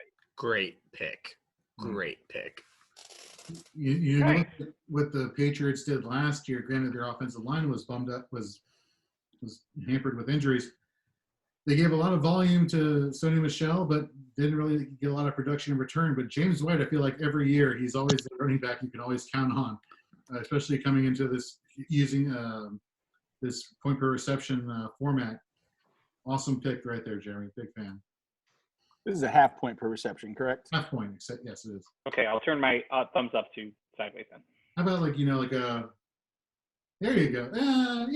That's Because I flip flop. I would take James White over Sony Michel on a full point. I believe in. Not that I wouldn't take James White over Sonny Michel, probably even in a half point looking back at my pick, but I don't want to beat it up too bad. We can have a side bet. Right. No, James White has the. I don't want it. James White has the most reception for anyone in the playoffs in the infamous Falcons game. I think he caught 14 or 15 catches. It was the James White show. That was impressive. I don't think he gets enough. He doesn't get enough credit for that. Everyone goes on about Brady and how he carried the team. Man, that was all James White. Not to get off topic, but no, I mean, who won the Super Bowl? It was James White with that run, or that screen, whatever it was. All right, getting off topic. Todd, who are you picking, buddy? I was hoping one of those New England running backs fell to me, but I'm sorry, Todd. No, you're good. I'm gonna get my guy. He's not really sorry, Todd. Don't. I'm gonna get my guy, Kerryon Johnson. Everyone's been taking all the rookie running backs, but a little stat for you: number of rookie running backs to top 200 points in PPR leagues. That's this is full point, but since 2015, it's 2-2, 4-2, and 1. The 8-year average is 2.25. So I'm just one of those people that stays away from rookie running backs in general. So to be able to get Kerryon Johnson at this point in the draft, when someone already took the running back that's a rookie behind him, I'll hop on that all day. All right. So you're selecting Kerryon Johnson. Then... Oh, did I not do it, huh? That would be good. I mean, that'd be nice. That'd be nice. So while you do that, all right, Kurt, you are on the clock, sir. I think he'll have a bounce back year. We'll go. I need a third wide receiver anyway, so I'll go with Tyler Boyd. Tyler Boyd. We already talked him up earlier in the draft. Like the pick. Colby, who are you taking? Well, Will Fuller's in play, so that's exciting, but he's most likely not going to top those three receivers on a weekly basis. Running back is an issue of need. There's a lot of ones I like more than this guy. I like Austin Eckler a ton. I'm going to reach for Justin Jackson. Wow. Just because I think there's going to be some carries involved there. Eckler's the guy. I'm definitely not disputing that at all. But we'll see what happens there. So now with this pick, tight end should be the play. However, I am very adamant on waiting on tight end this year. There's about 3 or 4 guys I'm fine with locking in with. Any one of those guys I'm okay with. So it's time to adjust the position I need the most help with, which is running back. Thanks. So, and this is where it gets interesting. Could I go Jordan Howard and handcuff Miami's running backs? Sure. Is that the right thing to do? Well, they're okay. So I like Damian Williams. Interestingly enough, I'm going to piggyback off the whole running back thing. I like Keyshawn Vaughn. I keep getting suckered into Ronald Jones, though. I don't know why, but for some reason, I feel like since he got drafted, I'm saying this is the year. So give me Ronald Jones. Worst comes to worst, he sits on my bench. I drafted him in the Kings Classic last year, and he looked wonderful on my bench. I mean, you look at Bruce Arians' history. You know, the year that David Johnson was drafted, DJ wasn't starting that year. It took 3 injuries for that at that running back position before David Johnson, the rookie, saw the field. So from my perspective, that tells me Keyshawn Vaughn is going to have to do a lot of work before he takes over that number 1 position in Tampa Bay. So, can I just chime in here, Jorge? Yeah, go for it, Aaron. What's the most important thing in Tampa Bay? Protecting Tom Brady, right? That is like the number 1 most important thing. So whichever running back is able to protect, in pass pro, protect Brady the best. Last season, Ronald Jones only allowed 1 sack and 2 hits, I believe, on the quarterback. And so if he can, stand up, make a block when he needs to, he's going to be on the field. And if he is, the goal line back on that team that has all those weapons, man, I mean, Ronald Jones is definitely a viable flex for sure. Nice. All right, Kurt, back to you. Okay, I might be going a little bit too early here with this pick, but I love this guy, Deontay Johnson from Pittsburgh. He had horrible quarterbacks thrown to him last year, had some of the worst targeted passes thrown to him, but still was at the top of the league in separation. I think he's just going to have a massive year, and I want him in every league. So I came in to someone taking Deontay Johnson. You did. I know you're heartbroken. That's really sad. I mean, Kurt, I think it's early, but again, you're at near the turn, 20 plus picks away. I think with the panel here, Lauren probably would have taken him from you. So Oh, like yes. She's like, oh, sure. Now my queue is empty. I think he's going to have a massive year with, like I said, he was horrible quarterbacks last year. You get Big Ben back. I think the guy's just set up for a breakout year. Agreed. All right, Todd, back to you, sir. I'm gonna stick at running back again, and I'm gonna take someone who had a lot of hype last year, kind of fallen this year, Darrell Henderson Jr. Right, like who is the starting running back for the Rams? Exactly. Malcolm Brown. That's what I'm saying. They paid to keep Malcolm Brown. The Henderson nor Brown was able to step up when Gurley was out. Everyone wants to hand it to Akers. You're literally going to see 3 running backs split the carries. Rams running backs terrify me. Agreed. Well, like I said, I took Akers because my 2 running backs have late buys, and I really won't need him till later in the year. There you as long go. as somebody gets hurt. And you'll know. Right. And you probably have the opportunity, let's say Akers isn't panning out, you can plan ahead and pick up Malcolm Brown or Dale Henderson probably off waivers if it's not working in your favor and you're seeing how it goes. I mean, there's really little risk that you're working with there. Andy. I want to quickly bounce something that Andy just brought up. I'll start with Lauren. How much do you pay attention when you're drafting to bye weeks? I don't.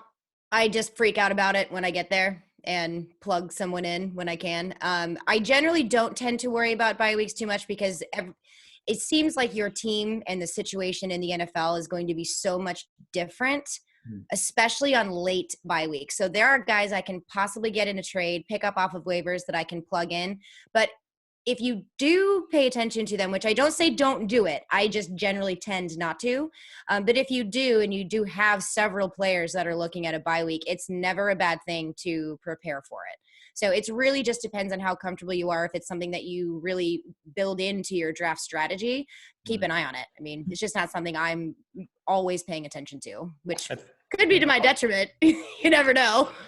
So on that point, just real quickly, Aaron, I know you asked a question for a podcast that Ryan, myself, and Chris Kennedy were on the other day about strength of schedule. So there's 2 things I never worry about when I'm drafting. It's bye weeks and strength of schedule. We always see the first couple of weeks, the power rankings are completely different than they are week 1 to week 10. So I don't stress too much about that because there's going to be some teams who are unexpected that move to the top 5 and it changes everything. So there's enough stress to worry about with drafting your team. You don't need bye weeks and strength of schedule. But yeah, thanks for that question, by the way. Yeah, great advice. Can I follow up on that real quick? Yes, please. I've actually tried it in the past, and this year with the way who knows what the schedule is going to be, I've actually tried to stack the bye weeks as the same on my team because I kind of went with the philosophy that do I want my team at 70% a bunch of the time, or do I want to have 1 week where, you know what, I'm done with it, but the rest of the time I'm going to be at 100%. And I think for me, like I said, depending on, if you're able to do it, it's a little bit easier in an auction, I think. But to be able to stack your team the way you want it and just have 1 week that, you know what, I'm going to lose, but the rest of the time I'm going to be 100%, while everybody else is going to be down a player or 2. Right, but let me go back to Andy for a second. Now, Andy, is the reason you were focused on the bye week situation position dependent or just overall roster dependent? No, just at that position. When I was looking at what running back I wanted, I like Akers. I think that he has a chance of becoming the number 1 back, in LA, but not right away.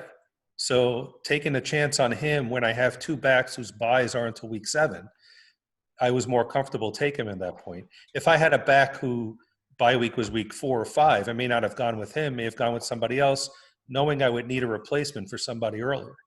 And it might help if you're staring at 4 or 5 names and you have no idea who to choose and you're like, I don't know what to do. Check out their bye weeks. Maybe that's going to be that one deciding factor where you're like, okay, I've made my decision. I feel good with it. And then you have an explanation in case all of your league mates are like, what the hell was that? Blah, blah, blah. You're like, look, I was planning. You know what I mean? Or you could have drafted Devonta Freeman in the 7th round. Sorry, Ken, you're never living this down. Jeremy, who are you picking?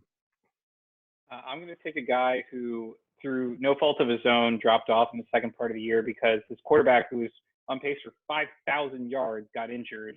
I'm going to give you some Marvin Jones. Marvin Jones. He's such an amazing late round pick that you can get. It always flabbergasts me how late he goes, but he has games where he is a monster. Hard to predict, but. I'm trying to see where did Galladay go versus the third round. Like, even if he's 70% of Galladay, I'll take him this late. All right, Aaron, who are you taking for team fantasy and frames? Oh, man. So I did something I never do. I took a quarterback in the second round, right? And I'm staring at my team, and I'm the last team to take a third running back. And I'm just, like, looking over this and, like, trying to learn my lesson, I guess. Yeah, how does it feel? What did you learn out of taking a quarterback early? Yeah, it doesn't feel great. Doesn't feel good. Great, yeah. And so especially if you look at the quarterbacks that are still available right now. Yeah, I'm probably off Lamar Jackson now after drafting him in a mock. Thankfully, I did this when nothing was on the line. Exactly. Pride. Man, take a stab. Let's see. Do I take the Clyde Edwards-Helaire of last year, Damian Williams, or do I hope that Jordan Howard stays on the field and wins the job? I'll take my chance with Jordan Howard.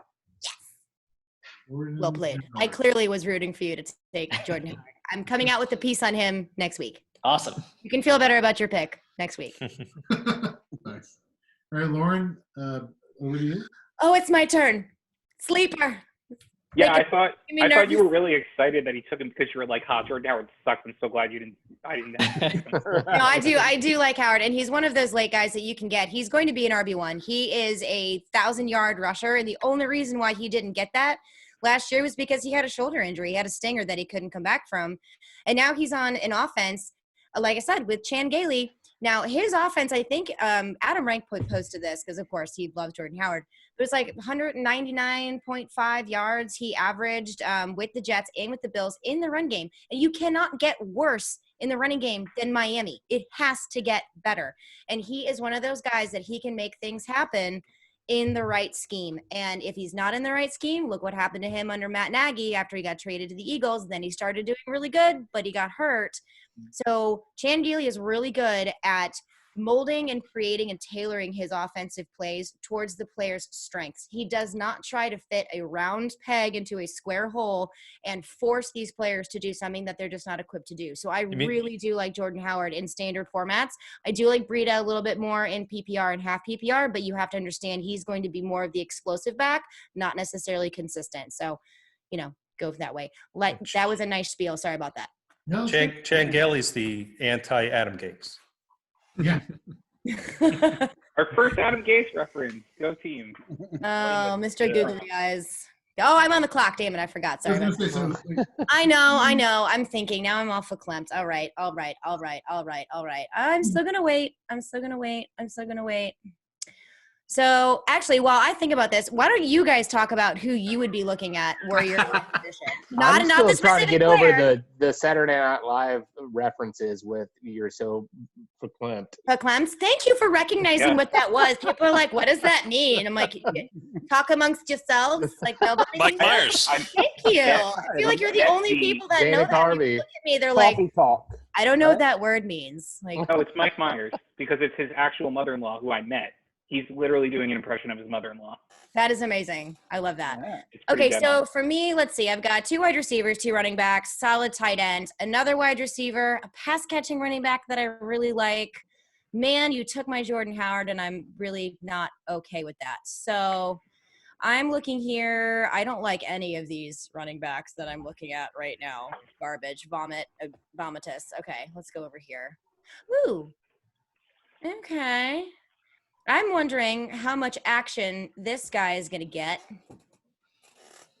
I'm going to go. Oh, I can't do that. No, I was going to take Emmanuel Sanders but I have Michael Thomas, so I can't do that. I'm going to take Christian Kirk.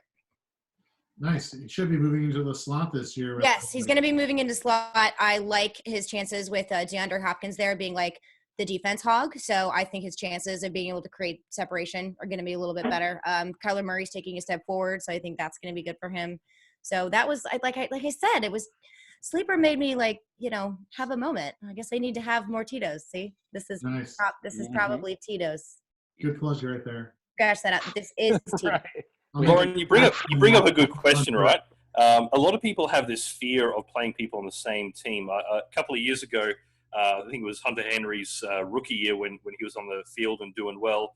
I had a buddy ask me, he said, I don't know who to play because I've got Melvin Gordon, I've got Keenan Allen, I've got Hunter Henry, so I can't play 3 Chargers. And my question was, why not? If you had one of them individually, you'd be excited. So there is this fear about playing guys on the same team. I mean, look at a couple of years back with Ingram and Kamara. Look at Juju and Antonio Brown. I think with quality teams in the right situation, there shouldn't be a fear. Yeah, but you're also talking about Ingram and Kamara and Juju and Antonio Brown. Those guys are in a completely different league all their own. I have no problem stacking, especially like a quarterback, wide receiver, running back stack. I love those. I do tend to shy away from the tight end wide receiver because if I have a better option at one of those positions that I can play. If I don't, I'm going to play the best guys that are on my squad. Always remember that too. And it's going to depend on who they match up against. But I don't want to be in a situation where I have too many eggs in one basket and I'm not diversified enough. But that's just what you're most comfortable with. So I like to stick it. If it's going to be 3, one of them has to be a quarterback. And then you can do a wide receiver and a running back. Those are the ones that I personally feel the most comfortable with. But if you have 3 guys, they're your best guys and they're all on the same team, play them because they're probably going to do well. I just don't like the volume being split when I have another person that's going to could be a better viable option that's going to have more volume and not splitting and competing with someone on my team and their own team. That makes sense. But going back to Kirk as well, that's that position that on the offense in the slot position, that's where he made his name in college. And so now that's what they drafted him off of. The fact that and Christian Kirk has a big history with Kyler Murray as well. So hopefully that's going to solidify a little bit more second year. Absolutely. All right, Nate, you're on the clock, quote unquote. Gotcha. I've had plenty of time to think about this, luckily. Okay, I talk too much. I get it, Nate. No, I've talked myself into the looking towards the maybe week 4 or 5 going forward, or even in a potential injury situation. If there was a rookie back going into his system that is the absolute best design for him, J.K. Dobbins was the RPO king when it comes to college and second most productive back out of the shotgun. And you look at that situation, and I'm not wishing anything bad towards Mark Ingram, but if you have to go into a situation with the opportunity, he's I say a league winner, but if something happens to Ingram, J.K. Dobbins is an easy 80 to 100 yard per game upside toward the second half. Maybe You're not worried about Gus Edwards or Justice Hill? Not enough in just that RPO type format. And I know that doesn't mean anything because eventually they're going to throw the ball. They're not going to throw the ball actually to the running backs as much. Believe it or not, they didn't throw the ball to the running backs hardly at all. Exactly. But I am a little worried about Gus Edwards' production. I do think that he was very productive, but when a running back is already, I'd say, adapt to a situation, I can see at this stage him jumping into that Mark Ingram role and actually succeeding better than what Mark Ingram does in the RPO format. That's a gamble because we're talking about collegiate production versus NFL production, but he understands the intricacies, and that gains a coach's trust really quick if you can do that. All right. I think you bring up a good point. I don't know his value if Ingram stays healthy, but as your RB4, if Ingram goes down, it's an amazing pick. So. All right, Brian. Are we not worried about Gus Edwards, the guy who rushed 133 times for 711 yards and was, I know it's a stat I keep beating on, but he was the third highest yards per carry behind Lamar Jackson and Raheem Mostert. I'm not saying he's a stud. First.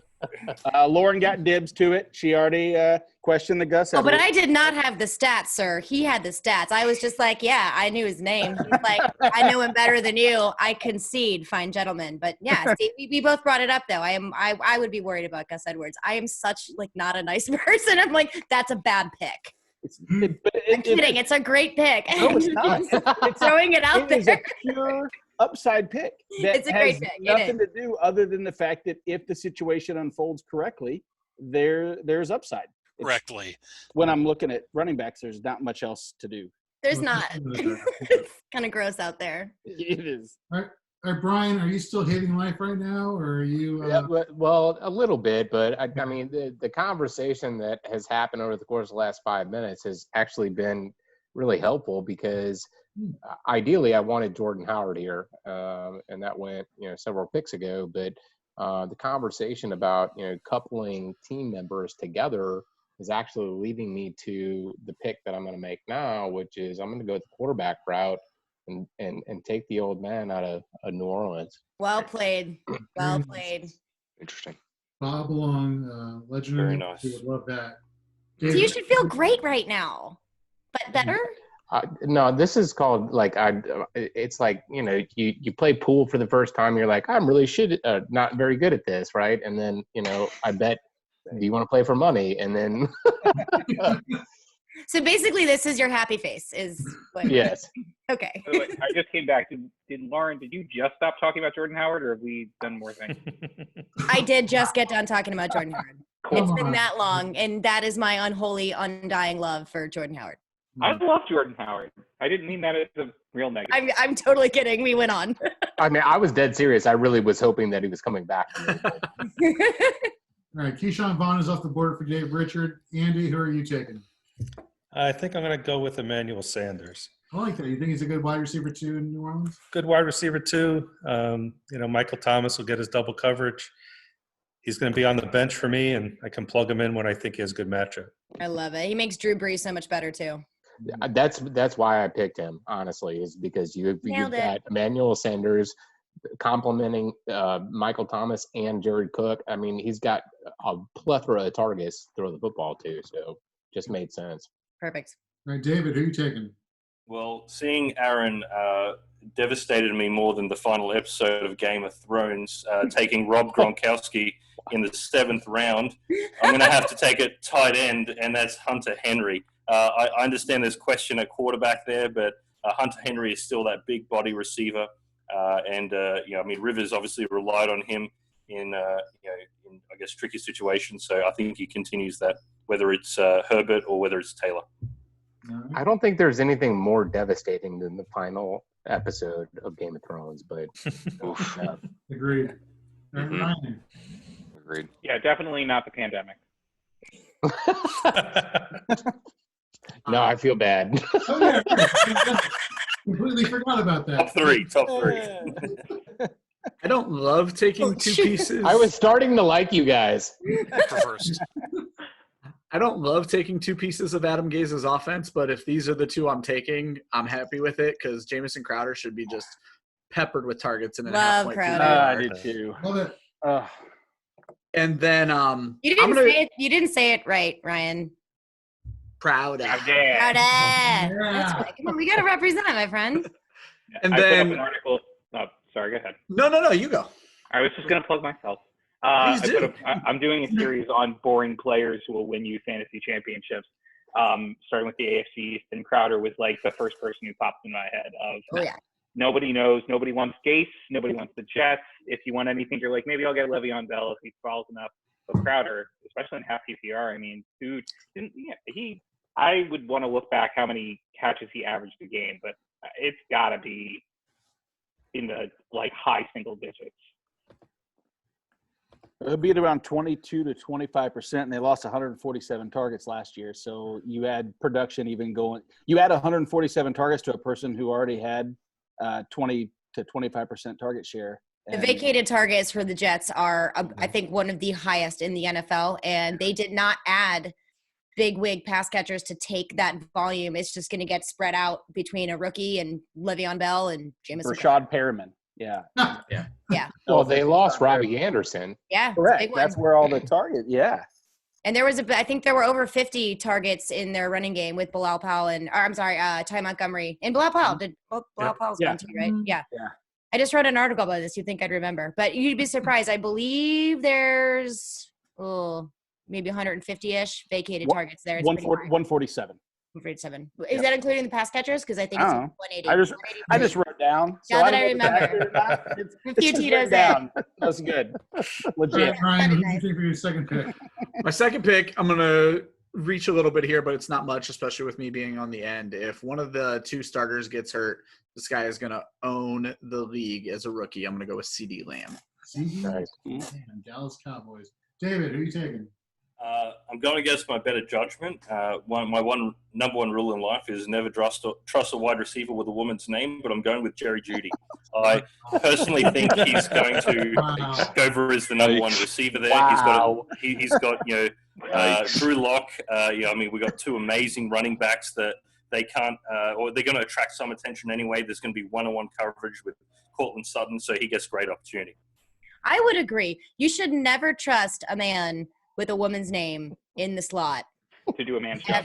They're going to be very catty, and they're probably going to come back and hold grudges for the rest of your life because you stole Michelle's hairbrush in 5th grade. Just don't ever expect to talk to Jerry Jeudy ever again. Well played. It's an excellent pick. Don't tell him I said that. This is my favorite group ever. I gotta be. With that, Andy, please take us away. Well, looking at the board, I'm expecting a lot of quarterbacks to go by the time I come again. So I'm going to have to go with my hometown boy, Carson Wentz. That's a very good pick. I mean, you look what he did with nothing. With nothing, only had 7 interceptions last year. He has some, get some receivers this year and hopefully bring them to a first place finish. Absolutely. All right, Dave is on the clock, and he took Tyler Higbee. Ever since the Rams switched to 12 personnel, meaning 2 tight end sets, Higbee was featured pretty often in that passing game, and they stuck with that, for the remainder of the season. I want to say week 11 through week 16 is when you really saw Higbee come into his own in that passing game. They lose Brandon Cooks. They drafted a wide receiver. I think it was Van Jefferson, if memory serves me correct. I could be wrong there. But you look at the rapport that Higbee had with Goff. I think that's a hell of a pick right there at tight end. Brian, who are you going with now? So I know there's a lot of hype around the rookie there in Kansas City, but there was production out of this guy last year, and I'm gonna take him here. All right. Like it. Switching back and forth. Damian Williams. I mean, you know what? He's shown the past couple seasons, the end of the season, he comes on strong right around fantasy playoff time. Go figure. In the 9th round, they haven't anointed Cameron Edwards-Helaire yet as a starter. Not a bad pick. Nate, who are you taking? Oh, I so wish Dave was still here so I could. I'd say cuss him out. We're not cussing online, but I'd mean mug him. So he knew I meant business. You mean mug him hard. Yeah. Nate's saying that because I texted him before all this and I said, what's the cursing policy on this? To make sure that I, held my tongue in place. Nice. Yeah, so I'm just going to go. I need a quarterback, and I see a few. I'm going to go Matt Ryan. He chucks the ball enough. If Julio Jones could learn to get in the end zone, I think obviously he could finish as a quarterback. I don't know. He could actually finish. He could be the number 1 or 2 overall, shy of Lamar and Mahomes. Nate is in love with Matt Ryan. I do love Matt Ryan. Not like that much. We were in hold on. The auction league that we were in, 2 years ago, you spent like $70 on Matt Ryan. Wow. I spent a lot of money very early on, and we all laughed you out of the bar, basically. Where'd you finish, Nate? I won. There you go. You did not. I did win. I can pull it up right now. See the trophy. Well, Julio Jones, I don't even know why I'm talking about Julio Jones. You just drafted Matt Ryan. Okay, never mind. They're on the same team. Okay. It's good. Alshon Jeffrey. Okay. You went with Alshon Jeffrey. Aaron, who are you taking? This one is a guy I had queued up last round, and I just am super thrilled to get a part of the Kansas City offense. And it's not Damian Williams, obviously. McCole Hardman, 2nd-round draft pick, 4.3 speed, had the most yards per reception in the NFL, the most fantasy points per target last year. If he ever gets all the routes down other than just that one, even if he just gets the deep ball down, and he becomes Mahomes, downfield target more consistently than he was last year. I think he's one of these guys who can really help you, win your league. I mean, I know I hate that phrase. I hate the phrase league winner, but this is one of those late round picks that I'm super excited about getting. All right, Jeremy. How much of?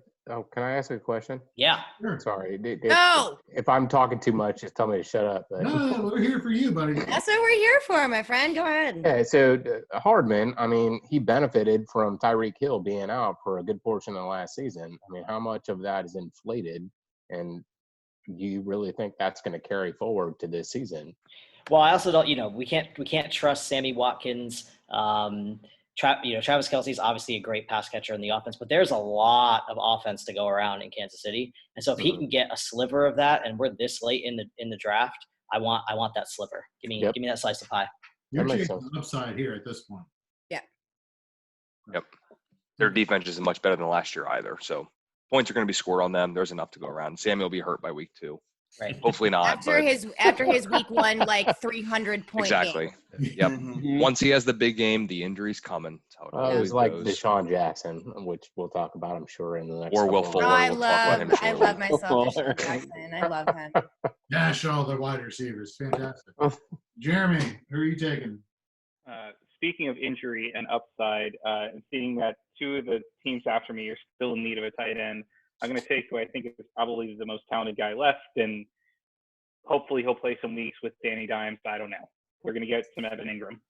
Isn't it that is such good value for Evan Ingram in the 9th round? That is such good value. I love that pick because I've been staring at him, but I'm like, I already have Zach Ertz, so I don't really know, but that's awesome. That's awesome. That just shows you that you can still wait at the tight end position depending on how your draft is going and get someone of that caliber this late in the 9th round. It's amazing. I went tight end early, and I almost took him over Lamb just to spite all of you because here's my surprised face, Ryan. Ingram was was Indian name. Ryan, who sits in his pantry, because that is not board games. Those are crackers behind you. Ingram was the tight end 5 his rookie year. Paste as the tight end 6 2 years ago, and Paste as the tight end 3 last year, and we just let him go in the 9th round. I know. This guy can stay crazy. healthy. It's the easiest top 5 pick in the draft. So. For sure. That's insane value. I'm not going to lie. In round 3, I almost took George Kittle just to spite everybody, following the Travis Kelce pick in round 2. Nice. All right, that would have been so epic. Somebody took him before me. I was hoping Evan Ingram fell, but actually, I'll take Will Fuller right here. I love how far he fell down to me. He led the NFL with the most air targets of 20 or more yards last year. So upside's there for him. He could have a huge season. I was just going to say, I was close to taking him around before. I know you're only going to get 3 minutes and 16.7 seconds of usage out of him, but those 3 minutes, they're going to be quality 3 minutes, you know? Yeah. Look, They'll be exciting. As the number one, receiver there in Houston, that's a fantastic pick this late. You know what? It's not bad also because Kenny Stills is still available, which gives Colby hope. Don't worry. There are some options. I saw Colby's heart break a little bit when full of goes off. Breaks an understatement. Who are you taking? Well, as someone who's an expert on 3 seconds of excitement, I do like that Will Fuller pick. Wow! Getting late in the draft, kids. Drop the mic. Done. I'm out. Goodbye. The lady in the room, guys. Let's be gentlemen. You know what? I appreciate your honesty, Kurt. Hey, did someone say there's a lady here? I don't see one. Nate, talking about Nate. Yeah, thank you. I was gonna say because I said balls earlier and giggled and no one else did. So what's that make me? Nate did a little bit. A sensitive subject with a bunch of guys there. Okay, Kurt. Going back to Kurt. Kurt. All right, it's old man quarterback time. Tom Brady. There you go. I don't hate it. I love it. Love it. I still think you could wait on him though, because Tom Brady is going to be available, right? Mid double digits, he'd still be available. I think so. There's so many flashier names when you're looking at the quarterback position. It could be a gamble for sure. And if he's your guy, it's late enough to take him. But if you have your eyes on other players that you're not sure could fall either, you're looking at don't pick Aaron Rodgers. Just save yourself heartbreak and heartburn. But you still have Josh Allen, who's great on the ground. You've got Baker Mayfield, if you want to believe in him. I'm not sure. But you also have Daniel Jones. I mean, that's not really a slouch either. Kirk Cousins. There's still some names on the board that if you're Tom Brady's your dude, he's your dude. Go get him. But if you're just kind of taking a quarterback for high volume, there are some other options that are still available even this late. Some people don't feel comfortable doing that, and I totally get it. You worried about Stafford's health? Not at all. No. Matt Stafford could get run over by a Mack truck and be like, I'm fine. I think his wife forced him to have back surgery. The back surgery. Worried about Matt Stafford. And it's funny you mentioned Baker Mayfield because didn't you just mention Case Keenum is the ideal situation for I did, but if you believe in Baker Mayfield, I personally don't. But if you believe in Baker Mayfield, some people do. I mean, you're kind of in two camps here. Baker Mayfield's a starting quarterback. There's no ifs, ands, or buts around that. But if I don't really believe myself, I'm not going to draft Baker Mayfield. I'm not going to do it. But if you do, and if you like him, he's still available this late. Now, in Dynasty, I have many, many shares of Case Keenum, just in case. Just in case. Just in case. Dynasty, not redraft. Dynasty. Colby, who are you going with at 9-12? Well, Will Fuller was the pick, so that took that off the board. Need to get a receiver who can slot in just in case anything happens to Hopkins, Julio, or Evans, or during those bye weeks. So that was where Will Fuller was going to come into play. So as I look at it here, believe it or not, there's a lot of guys I really do like. If I didn't take Watson, the quarterback I'm stuck on is Carson Wentz. And believe it or not, I'm not big on Jeffrey this year. I'm not big on Arcega-Whiteside. I'm actually going to reach for Jalen Reagor, see what he can do. I think he's going to be fine for them. And then I still need a running back just because with Matt Breida as your RB2, you shouldn't just double down. You should probably triple down on the running back position. I'm just going to take the best guy left. We'll take Tevin Coleman. There's still a lot of bodies in that backfield there. But if anything happens to Mostert, you got to figure Tevin Coleman's at the very least 1B or 1C.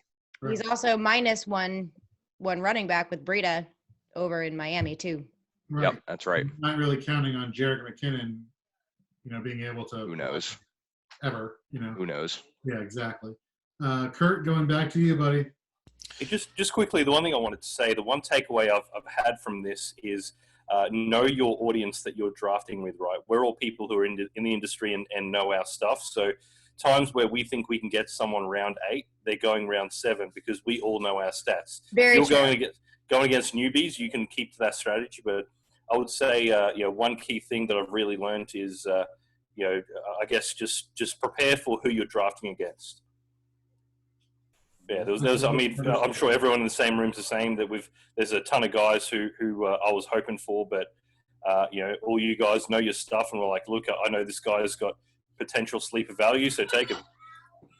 Hold on, I'm a newbie. This is the first time I've ever done this. You're doing a wonderful job, Brian. Baptism under fire is what this is.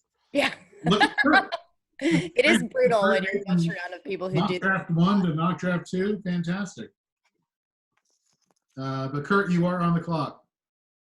I'm still annoyed at where Sleeper ranked my team from last time, so I'm hoping for a little vengeance this time. I need another running back. I loved the David Johnson pick in the 3rd round. If he fell to me, I was going to take him there. Don't suck up to Warren. It's okay. Well, I'm not here because I'm Continue.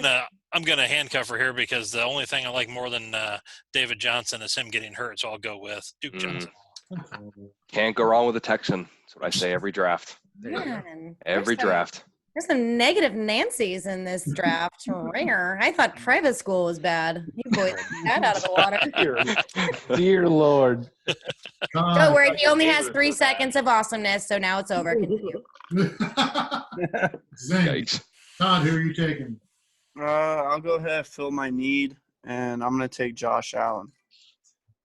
He's being ranked like in the top 10 of quarterbacks in most rankings I see at quarterbacks. So for him to go 10th round, I personally think that's where he belongs. But not a bad pick right there. I like that. I mean, someone mentioned it earlier. He is Buffalo's goal line back, and his rushing ability, that just kind of elevates him. Absolutely. Jeremy, who are you taking? One, I want to correct the record. I believe before I said that Jamison Crowder probably had high single-digit catches. Definitely meant targets. Nobody will care about that about me except me. So thanks, me. I'm going to follow up my James White pick with basically another James White and take Tariq Cohen. Great pick. That's great. Mhm. That's great. Oh, I love the groans. Keep them coming. Was in my That's me. queue. I growled. It was on a Definitely groan. in Like my groan's queue. like, this was like, I He was mean, one of the most targeted players at the receiver position, whether it's running back, receiver, or tight end. Last season, that's a great pick right there. Okay, so that brings us to Aaron. Aaron, who are you drafting? Was that payback for Bobby Woods, Bobby Trees, Robert Woods? Was that what that was, Jeremy? We're supposed to be a team here at Fantasy and Frames. Man, so you just stared at the running backs here, and you're like, which one of these guys is got the chance to be like a superstar back if their superstar back disappears? And I'm going to take my chance on Tony Pollard. Really? I love that pick. I will be 100%. I love that pick. They utilize him a little bit more than just being a straight up no name behind Zeke. I do like that. Again, Jorge, same thing. Like the offensive line, to be behind that offensive line that Zeke has, and to instantly slip into that role with a good quarterback at Dak, and he had a year or a whole training camp last year to be the number one guy, and he was headed into the season as their number one back, and then Zeke came back, and we all know the rest is history. But at this point in the draft, if one of these guys goes down, you want to have the other guy. And so picking between Madison and Murray and Pollard, I just like Pollard the best of those three. I think Pollard's the best handcuff in the whole the whole draft. I mean, if Zeke was sipping on margaritas in Cabo for the whole of last year and continued to stay there, Pollard, I think, has a chance of being an RB1. I legit think that. So, I think that's a great, amazing handcuff anyway. So I am sitting here and I'm looking at the board right now, and I believe I am the only one who has not drafted a quarterback, correct? Mm-hmm. Correct. All right. So here's many the good thing. Now that I've said this, these guys are probably going to draft quarterbacks just to spite me. But that's fine. So if you find yourself in this kind of a draft strategy where you're waiting on the quarterback, obviously don't announce to the room that you haven't drafted the quarterback yet. But understand, too, that need for them has been fulfilled. So they're going to start looking for other positions to either handcuff or find super late sleepers. So I would actually still continue to wait at the quarterback position here. I do feel comfortable enough doing that, although I think you guys are going to sniper from me. But that's okay, because you guys can do that if you want to. I am going to go ahead and take a shot on a tight end position. I'm going to see what Austin Hooper can do in Cleveland, and I'm still going to wait on quarterback. Yeah, there's a lot of talk whether or not it's a situation where, is it Atlanta's scheme and offense that made Austin Hooper what he was, or was it him himself, and can he take that to Cleveland? That's a very good pick. That's a very good question there. Actually, it was kind of dumb because now that Andy brought up the bye weeks, I was literally picking up a tight end to cover for Zach Ertz, and they both have the same bye week. So good. My bad. Trade bait. Trade bait. Hopefully Hooper bounces and has the same type of season he had in Atlanta. I had prepared I still have to find a tight end. My whole argument was based off of what Lauren said. Lauren said, hey, everybody else has a quarterback. I can wait because, I don't need one. Guess what? Everybody else has a tight end besides me. They didn't need one. You doubled up on my tight end. I was going to wait till the next round on. Take a quarterback, Nate. Take a quarterback. I don't want another quarterback, though. There's nothing better than Matt Ryan. I'm in love with him. He's better than Kurt's 3 seconds of passion. But what I do like is actually legendary. What Aaron mentioned.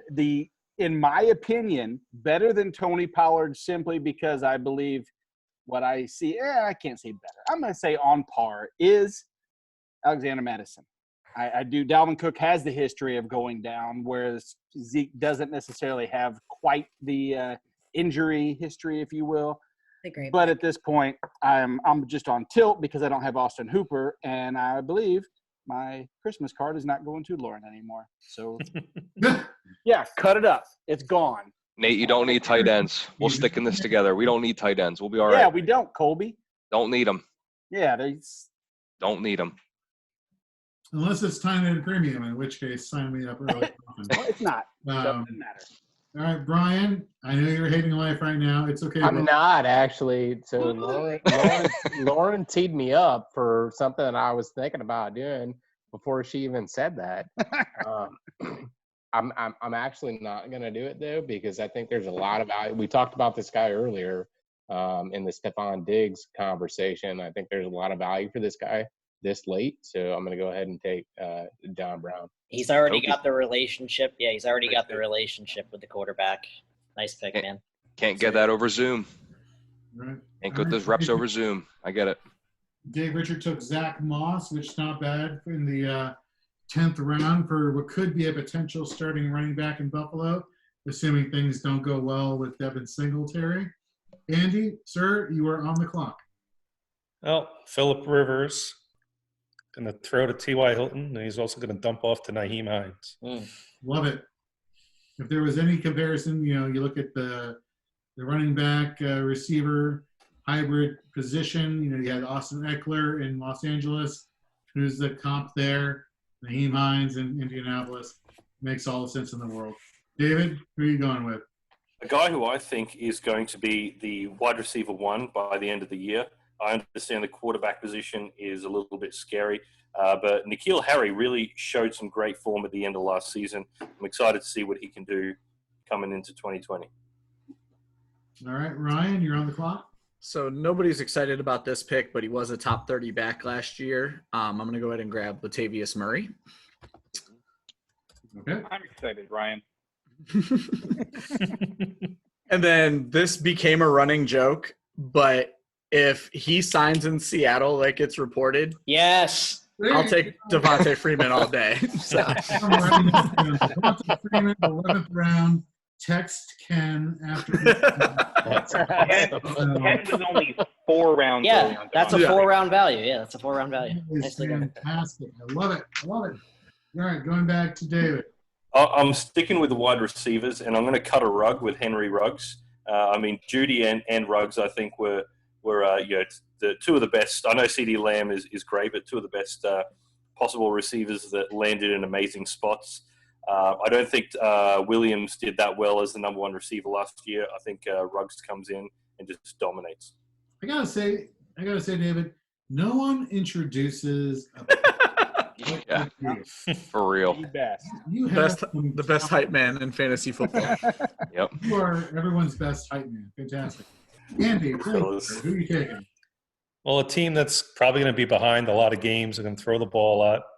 Young quarterback, 2 receivers to pick from, and I'm going to go with Darius Slayton.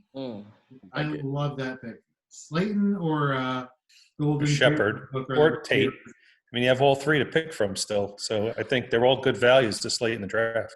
And Slayton excels on the outside, whereas Tate and Shepard are more made for the slot. I feel like Slayton could do exactly what he did last year again. You might see some touchdown regression, but I feel like it's a great pick.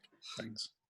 All right, so I got a quick question on the Henry Ruggs pick. So obviously Las Vegas, I felt like reached for him in the draft. To me, he reminds me a lot of Tavon Austin that the St. Louis Rams took back in the first round. I don't know, you guys see more upside from a guy like that in John Gruden's offense, or? So what I take away from Ruggs is, and I had this debate with somebody on Twitter, and now that I've had said debate, started thinking about it. A lot of the hype behind Ruggs was that he's a vertical threat. But he's more than that. He's a playmaker. He can do a lot of good things in that offense. Hey, Lauren, welcome back. I don't know. I feel like just like in the draft for getting a potential number 1 wide receiver in Oakland. You're muted, Lauren. And he's a big yak guy. He's a big yards after catch guy, and that's going to be the kind of thing you don't want Derek Carr making those throws down the field. I mean, he's a decent deep ball thrower, but if he can hit Ruggs 5 to 7 yards out and then Ruggs takes it the length, that's what they want. So you think it's more of a Tyreek Hill comparison than like a Tavon Austin? I feel like that's what the Raiders think. Yeah. So.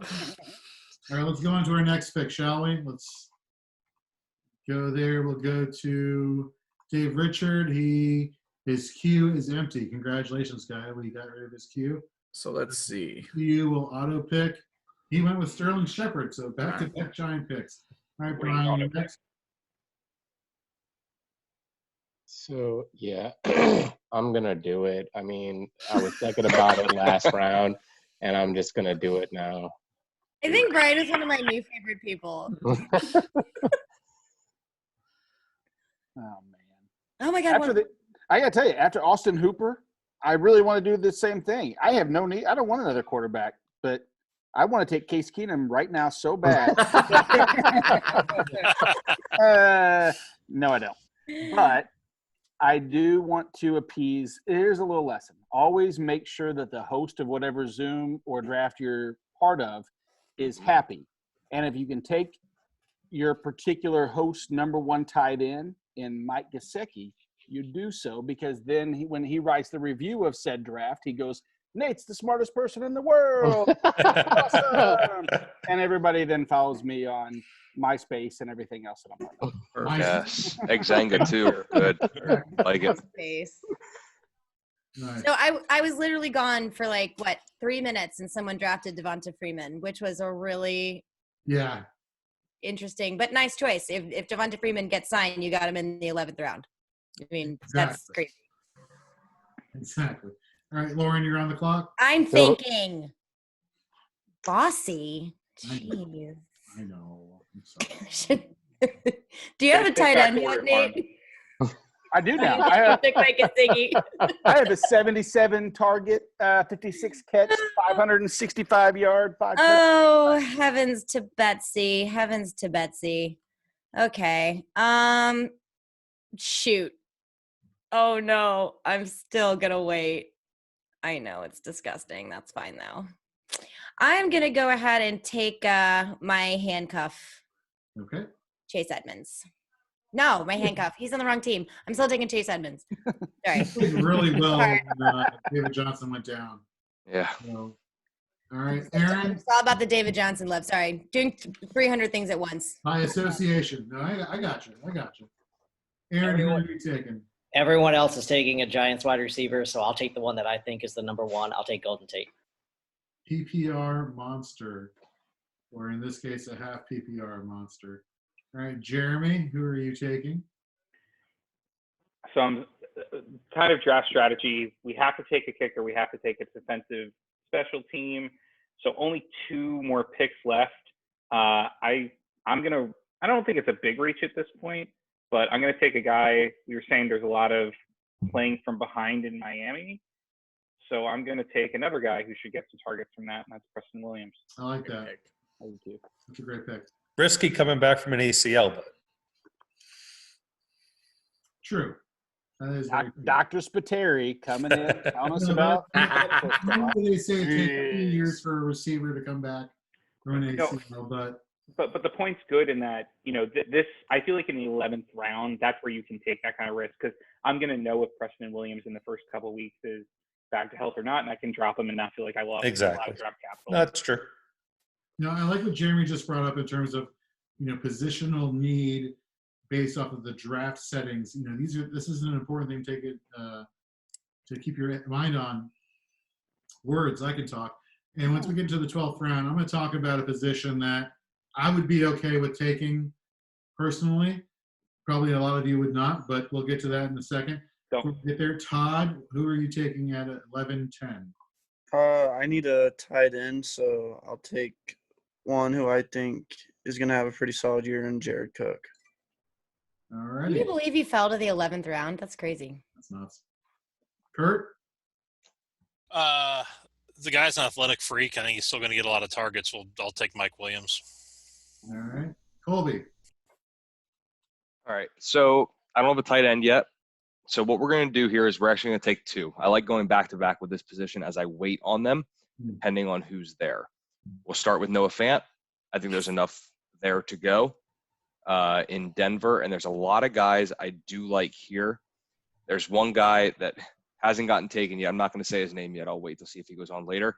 But I'm going to go with Hayden Hurst. Atlanta clearly valued Austin Hooper. They let him go, but then they traded a pretty premium pick to get Hurst. Worst comes to worst, I play the matchups each week with Fant and Hurst. Later on, I'll tell you the tight end that I love waiting for, but these 2 guys are still there. We'll go ahead and get them now. Was that the Dr. Seuss? Worst comes to worst, I'm gonna go with Worst Hayden comes to worst, Hurst. I play Hayden Hurst. I like It it. is. I It is didn't what know it we were is. writing haikus on the mock draft, but You never know. I need to be informed of these things. Well, now you know. Once was a man from Nantucket. Yeah, I hope your team's in the pooper because you took Austin Hooper. So. Don't be bitter. I was going to say a really bad word that rhymed with bitter, but I won't. Kurt, please take us through. If I'm your savior, you're all in trouble here. No, the guy just always seems somewhat productive. I'll Gio Bernard. Now, Mixon goes down. Bernard is. Or if he holds out. Yeah, exactly. If he holds out, exactly. All right, Todd. I'll go ahead and do it and be the first person to take a defense. Okay. That was not who I was thinking about taking in the 12th round, but San Fran, it's a solid defense. Ryan, I know you do a lot of work with the fantasy footballers, writing articles about defenses, special teams. What are your thoughts on one San Francisco as a defense to take, as well as where Todd took it in the draft? Fine with where he took it. My only concern is when I'm looking defense in a league where I have to draft defense, I'm looking at early season schedule and they start the season with Arizona. I don't know that you're going to want to play them week one going up against this offense that everybody likes. I can't remember who they play week 2, but it's a good matchup. So they're going to bounce back in week 2. So right about now, it's we've been talking about it all draft. It's get your guy time. And so if you believe in the San Francisco defense and you have every right to, this would be a great time to get them. I just don't love that you are going to be scared to start them the very first week of the season. Understood. All right, Jeremy. Well, quite literally, my entire late round strategy was blown up with that Geo pick of getting my handcuff to Mixon. Oh my God. Wow. Thank you for having some discussion there because I literally wouldn't know what to do and still don't. Well, I'm going to take Freeman, so you're kind of screwed. Gone. Yeah. I mean, he was my backup. I guess I could pick Marshawn in case he's the other one who's Carlos Hyde's out there still. He is available. You know what? Frank Skittles for everybody. Duck it. I'm doing it. Give me Marshawn. Wow. Why not? No, we're getting off the rails That's here. amazing. That's you awesome. know what? You know what? We can tell Ken that I got tilted in, although be it the 12th round, and took Marshawn. Yeah, 12th round versus 7th, a little different. Okay, fair enough.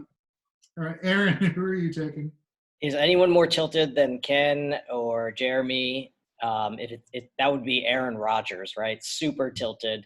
His organization disrespected him by taking his replacement before he was even anywhere near his contract. And so, he's going to throw the ball. He's going to do what he wants. He's like almost as old as his offensive coordinator. He's going to be calling the shots. And last year he called the shots about who he wanted to be on the field at the end of the season. And he put this guy out on the field more than 75% of the snaps over the last 3 weeks of the season. And that's Alan Lazard. He's Aaron Rodgers number 2. And so give me him, and I'll take my chances on that. Nice. Lauren? So for the sake of this draft and our requirements of we have to do a kicker and a defense, really? Yeah. That sucks. Okay, so I don't have any choice because I have 3 positions left, but I will just throw this in here. Ryan, I think you may agree with me on this one. I'm totally okay with not even drafting a defense or a kicker at all. I think you can stream the position. If you want to take one early, again, that's your prerogative. I mean, it's just how comfortable you feel with your roster. There is one name that I would love to throw out here that I can't take because I need a quarterback, kicker, and a defense. That is Anthony Miller. I really like Anthony Miller's chances here. I would love to be able to take him. Unfortunately, I'm not going to be able to in this draft. Another thing, too, there's 3 quarterbacks I'm looking at right now. You can definitely wait on Drew Lock if he wanted to. I think depends on who you're playing against. I'm going to take Matt Stafford. I know what he's capable of doing. He's a veteran. He's healthy. He's fantastic. He can take a beating even after back surgery because he's like, I can have one less vertebrae and I don't even care. I'm still going to throw the ball. I don't even care. So I'm going to take Matt Stafford here as my quarterback. I love him. I think he's forgotten because he did not play last year and he's going to fall. And I think he's got a ton of upside. And I love taking him here in the 12th. I love it. He was on pace to be the third highest scoring quarterback in fantasy points per game had he stayed healthy last season. Yep. Just amazing. Hopefully he can stay healthy, like you said. Nate Markham, who are you taking? I'm going to go. I do like the Anthony Miller, and I see him sitting there, and I'm bouncing back and forth, and I still can't get off of Justin Jefferson. Great pick. It's a great one. That's great. I love they're going to throw two wide receivers. It's on my queue. 60% of the time. He's going to have to get at least 100 targets plus. It's a great pick. And you got to think about it. Last year, by the end of the season, Carson Wentz was throwing to the water boy and the towel boy. At the end of the day, Wentz proved that he's a quality enough quarterback. You get a weapon like Jefferson in there, he's going to feast. I personally am not a big believer in Alshon. I think he was great at one time, but is he the wide receiver one? Probably not. I think Jefferson comes in. He can potentially do a Terry McLaurin and take over. David. So Jefferson's the problem with that analysis is that Jefferson is with the Vikings. So. The Vikings. Jalen Rager's with the Eagles. Oh, sorry. I love your confidence. Ignore me. It's the same. Believe me, when the Eagles took Rieger, we were all hoping he was taking Jefferson. It's the same principle. It's the exact same principle. Sorry, that's why I got it mixed up. That's it. I'm a beer and a whiskey deep, so excuse me. Lauren's I feel you. I got some Tito's. It's the exact same principle. There's 450 to 475 passes to go along, and there's only two wide receivers to probably eat up most of them. Irv Smith, Kyle Rudolph probably aren't going to take up too many. Sorry. And Jefferson, I was wondering why was you guys were all looking at me like an idiot. I'm like, what's going on, guys? Jefferson's route running was it's compared literally to almost the exact same thing. They're almost the same player, like in the same position. So it is very easy to get mixed up because that's apples and apples right there. If you're going to look at two rookies coming into a landing spot, those two are primed for success in a similar type of role. And the fact that you got him this late, whatever. And who the hell else is Kirk Cousins going to be throwing it to? Because it's going to be Adam Thielen and Justin Jefferson.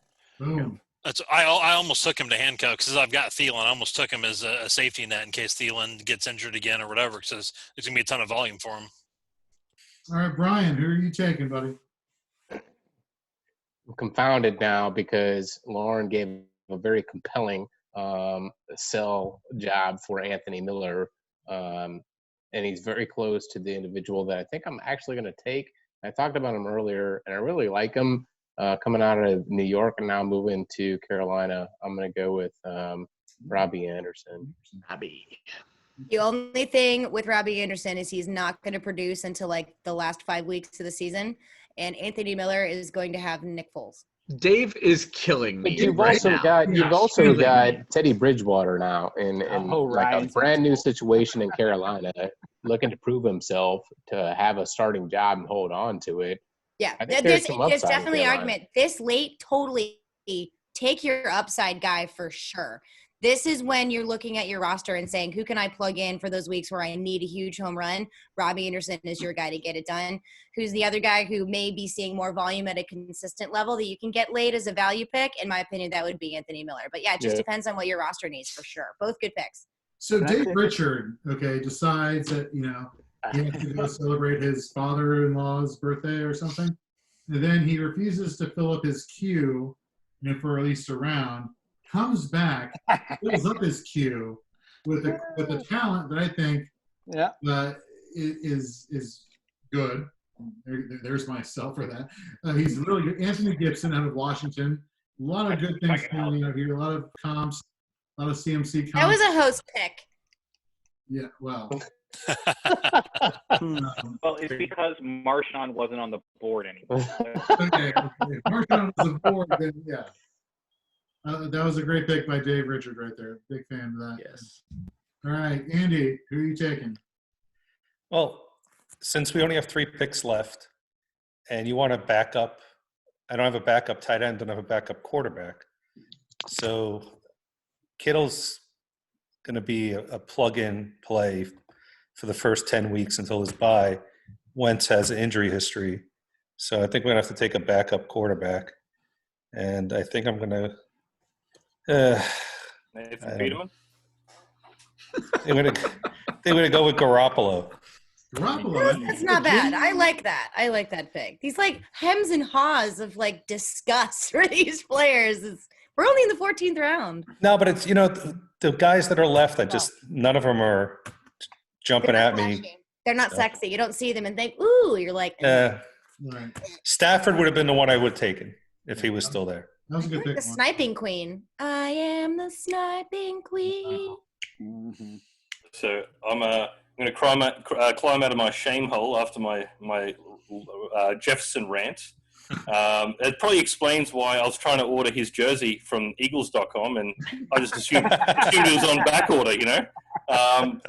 Anyway, I'm gonna go with the position, and I know I'm controversial with this, but these guys get as much respect as Monica Lewinsky, and I'm going to take Tucker, right? Because I personally think everyone thinks you got to take a kicker and defense in the second to last round, right? But I want a kicker who's on a good offense. I know the Ravens are going to be always in the red zone. If they don't convert on third down, who's coming in? It's Justin Tucker. So I personally will reach 1 to 2 rounds for a kicker in a defense. That is the position I was talking about.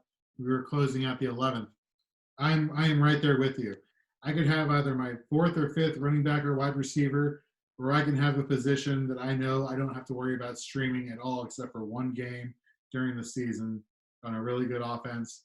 I'm right there with you at the kicker position, going up a couple rounds, the 12th round, that is, in this scenario. I love that pick. Ryan, who are you going with? So only because I'm on the turn, I'm also going to go kicker defense here. I would normally wait till my last two. I wanted Gibson so bad. That just broke my heart.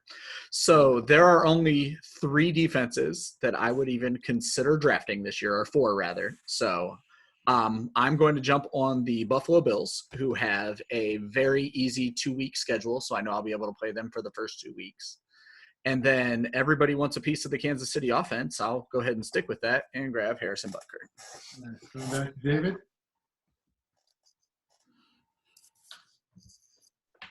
So I'm going to go with a guy that Lauren, you spoke about, and I'm also a believer of Anthony Miller. He's on the Chicago Bears, right? Is that right, guys? Yeah. You are dead on. Just want to make sure. I think especially if they can improve. If Foles is under center, I know people aren't a big fan of him, but he's still a pocket passer. I think there's a lot of air yards to go around, and Miller benefits from that. Very nice, very nice, very nice. All right, we're going now back to Andy. Andy, who are you taking, sir? I think I'll take the Ravens defense. So, Andy, I want to pick your brain for a second because Sure. You, Nate, and myself are IDP people. We're a big fan of individual defensive player play when it comes to fantasy football. When you're in drafts where it's only allowing you to select a defense, special teams, how much, one, does your IDP knowledge factor into selecting the defense you're going after? And 2, do you have to kind of bias yourself a little bit in thinking about, well, just because there's a few IDP players that I really love on a team, that doesn't necessarily make up their whole team as a whole. Therefore, I shouldn't be clinging to a specific name on a defense, but the entire defense. Does that make sense? Yeah, I don't really look at that from an individual player perspective. I like drafting 2 defenses, especially in leagues where the benches are a little bigger. I like to look at scheduling and pair up a pair of defenses where week to week one of them's going to have a good matchup. So I try to look at that ahead of time and really try to pick up 2 defenses that I can week to week have an easy schedule going forward. I mean, you have 20 points coming at you no matter who you plug in. Right. It goes a long way, right? Depending. So that's what I do with team defenses. IDP is a whole nother story, and we'll get into that another day, I'm sure. No, we'll have plenty of mock drafts where we're doing IDP stuff also. So Dave went Pittsburgh. Brian, you went Patriots. Nate, we're on to you, sir. Who are you taking in 13-6? Because the Redskins are terrible. I've already done the appease to my host by saying that I love Gesicki. The Eagles play the Redskins week 1. And so I'm going to go ahead and take that and lock up 7 points against and 4 sacks. Oh, and Nate, we're friends again because you didn't take the Bears. There you go. Taking the Bears defense. As a lifelong St. Louisan, the Chicago and I say I represent St. Louis as 4 other St. Louisans are here. Chicago and I have a very love-hate relationship, but when it comes to fantasy football defenses, gimme. Plus, they're going to murder your quarterback in week 1, so that should be fun to watch. I don't have a quarterback, so. Stafford's back's going to be broken. That's your quarterback, right? You do have him. I thought you meant like a real NFL quarterback. No, I meant on this fantasy team. From St. Louis, they ditched just to go back to their second wife who suddenly got rich, blonde, and big boobs. Take out the trash. What? Yeah, that's stupid. I'm a Saints fan now, y'all. Who dat? I can't save us, Jorge. I cannot save us here. I'm going to take a defense also, just based off of their early season schedule. They got the Jaguars, the Jets, the Bears, the Browns, and the Bengals all in the first 6 weeks. I'll take the Colts D. Good pick. Swell. I just said swell. Good Yes, you Lord. did. I said swell. What a neato pick. Oh my God. You've also said verklempt like at least 6 times. So It's a fun word to say. It is. A fun word to say, but where did swell come from? I think my brain is swelling. That's what's Are you going from on. California, Lauren? I am not. I'm from St. Louis. Oh, gotcha. Fair enough. STL. All right, Jeremy, who you take? Well, gee golly, guys. I know. I'm gonna, Willikers. That was hella cool. Jeepers, man. Let me take the Saints. So, Jeremy? And I'm going to go ahead and take Will Lutz. We don't have to worry about people watching this longer than a good couple hours because totally tune out. I know because I'm like my eyes are tearing up and I'm starting to just laugh hysterically. Oh no. Sorry, I was on mute there. Everyone wants a piece of the Kansas City Chiefs offense. I'll take their defense. All right, Colby? We'll go with the Chargers defense. We'll figure out week 2. I think they play Kansas City, and then kicker. So for the record, the tight end that I'd love to take late if I don't double up with like Fant and Hurst, something like that, is going to be Ian Thomas in Carolina. He's the guy I like. For kicker, a lot of good ones left. Unfortunately, this year with Houston, I don't know who's going to be the red zone guy. Could be another year full of field goals for Kaimi Fairbairn. Just before we get to Kurt, I just want to go back to your Chargers pick. That's actually a defense that I think is definitely underrated, both from a DST standpoint and as far as an IDP standpoint. You have Joey Bosa, you have second-year Drew Tranquil, and you have Derwin James, both at the defensive line, linebacker, and at safety. That defense, I think, is going to surprise people this year. Kurt, who are you taking with your last pick? Robbie Gould. Robbie Gould. Todd, who are you taking? I'll go ahead and give a pick you'll like. I'll take Steven Sims. Very nice, and I approve. Jeremy? I'm going to take a kicker because I have to. I'm going to keep Greg the Leg alive in Dallas. He's in Dallas now? Just remember that. Just figure that out. Great pick. Big offense in the dome. Inside, yeah. I wanted him to last, damn it.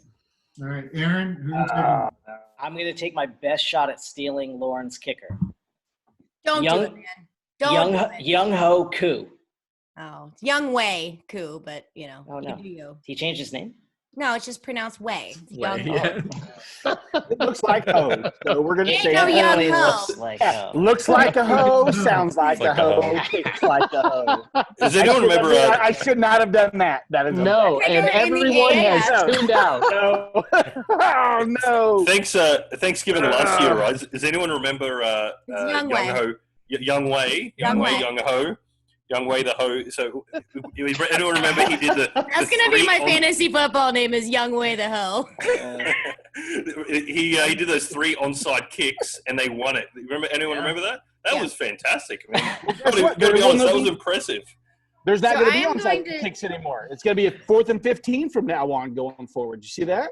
Oh No. my God, Lauren. Yeah, there was some proposal. Yep. Yeah, they're proposing that there's no longer onside kicks. Or you give them a chance to go 4th. Dumb. Oh, that's like the XFL stuff. Yeah. It's dumb. Give the other See team a what- field goal. Jorge, you So see I'm what gonna go happens ahead when you and make us stack- draft defenses and kickers? I know. See? I'm gonna stack my quarterback that's apparently gonna be like spinally impaired after week 2.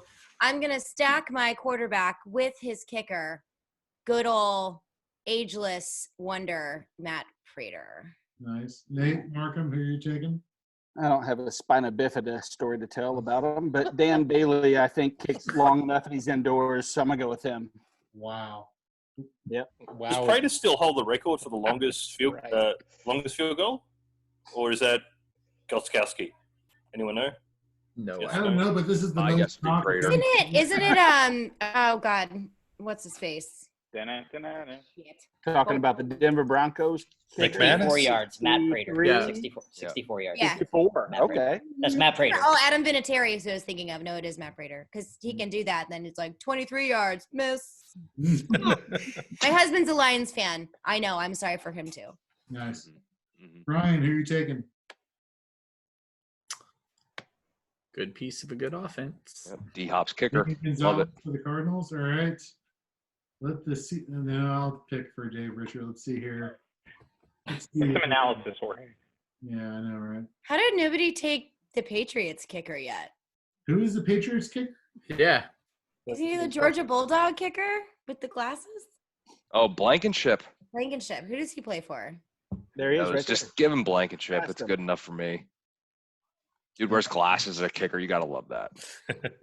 I don't even If you give him Blankenship and all of a sudden that guy blows up, I'm not okay with that. I'm gonna go, Fantasy guy. He took Russell Wilson. Just give him Jason Myers. I'm just saying, Blankenship. I'll give him Hauschka. They're never going to find the end zone. He's going to kick field goals all the time. All right. Spit 'em. Andy, sir. I'll take Jake. Elliott. Yep. David. I'll take honorary mention to Brashad Perriman. I'm actually pretty big on him, taking him in with the last pick. I think he's going to be the number 1 receiver there. Not that the Jets offense is anything to be really worried about, but nonetheless, the Bucs defense. Nice. All right. The last So, pick. last pick, lottery ticket. There's been a lot of talk of him moving to the slot. Phillip Rivers loves his slot wide receiver. I'm going to go with Paris Campbell out of Ohio State. Nice. Second Yep. wide Nice. receiver Hi, David Paris. there. Love it. That Like is that. fantastic. All right, folks. Well, thank you all for sticking with us and through all the chaos and awesomeness. Never invite me on a mock draft if you don't want chaos. You're invited. Everyone's invited to every mock draft going forward. This is really been an awesome time. Kurt, Brian, if you gained anything from this, we are glad. To those who are watching, if you gained anything from this and we helped you improve your draft strategy going into 2020 and beyond, we're glad. It was a blast for us. We love this stuff. That's why we give and do all this stuff for you, because this is what we're passionate about. And I couldn't be more proud to help put this content out there, and I couldn't have done it without all of you. So thank you very much. And so to all the Four-Eyed fans down there, stay safe and enjoy your drafting, and we'll see you all down the road.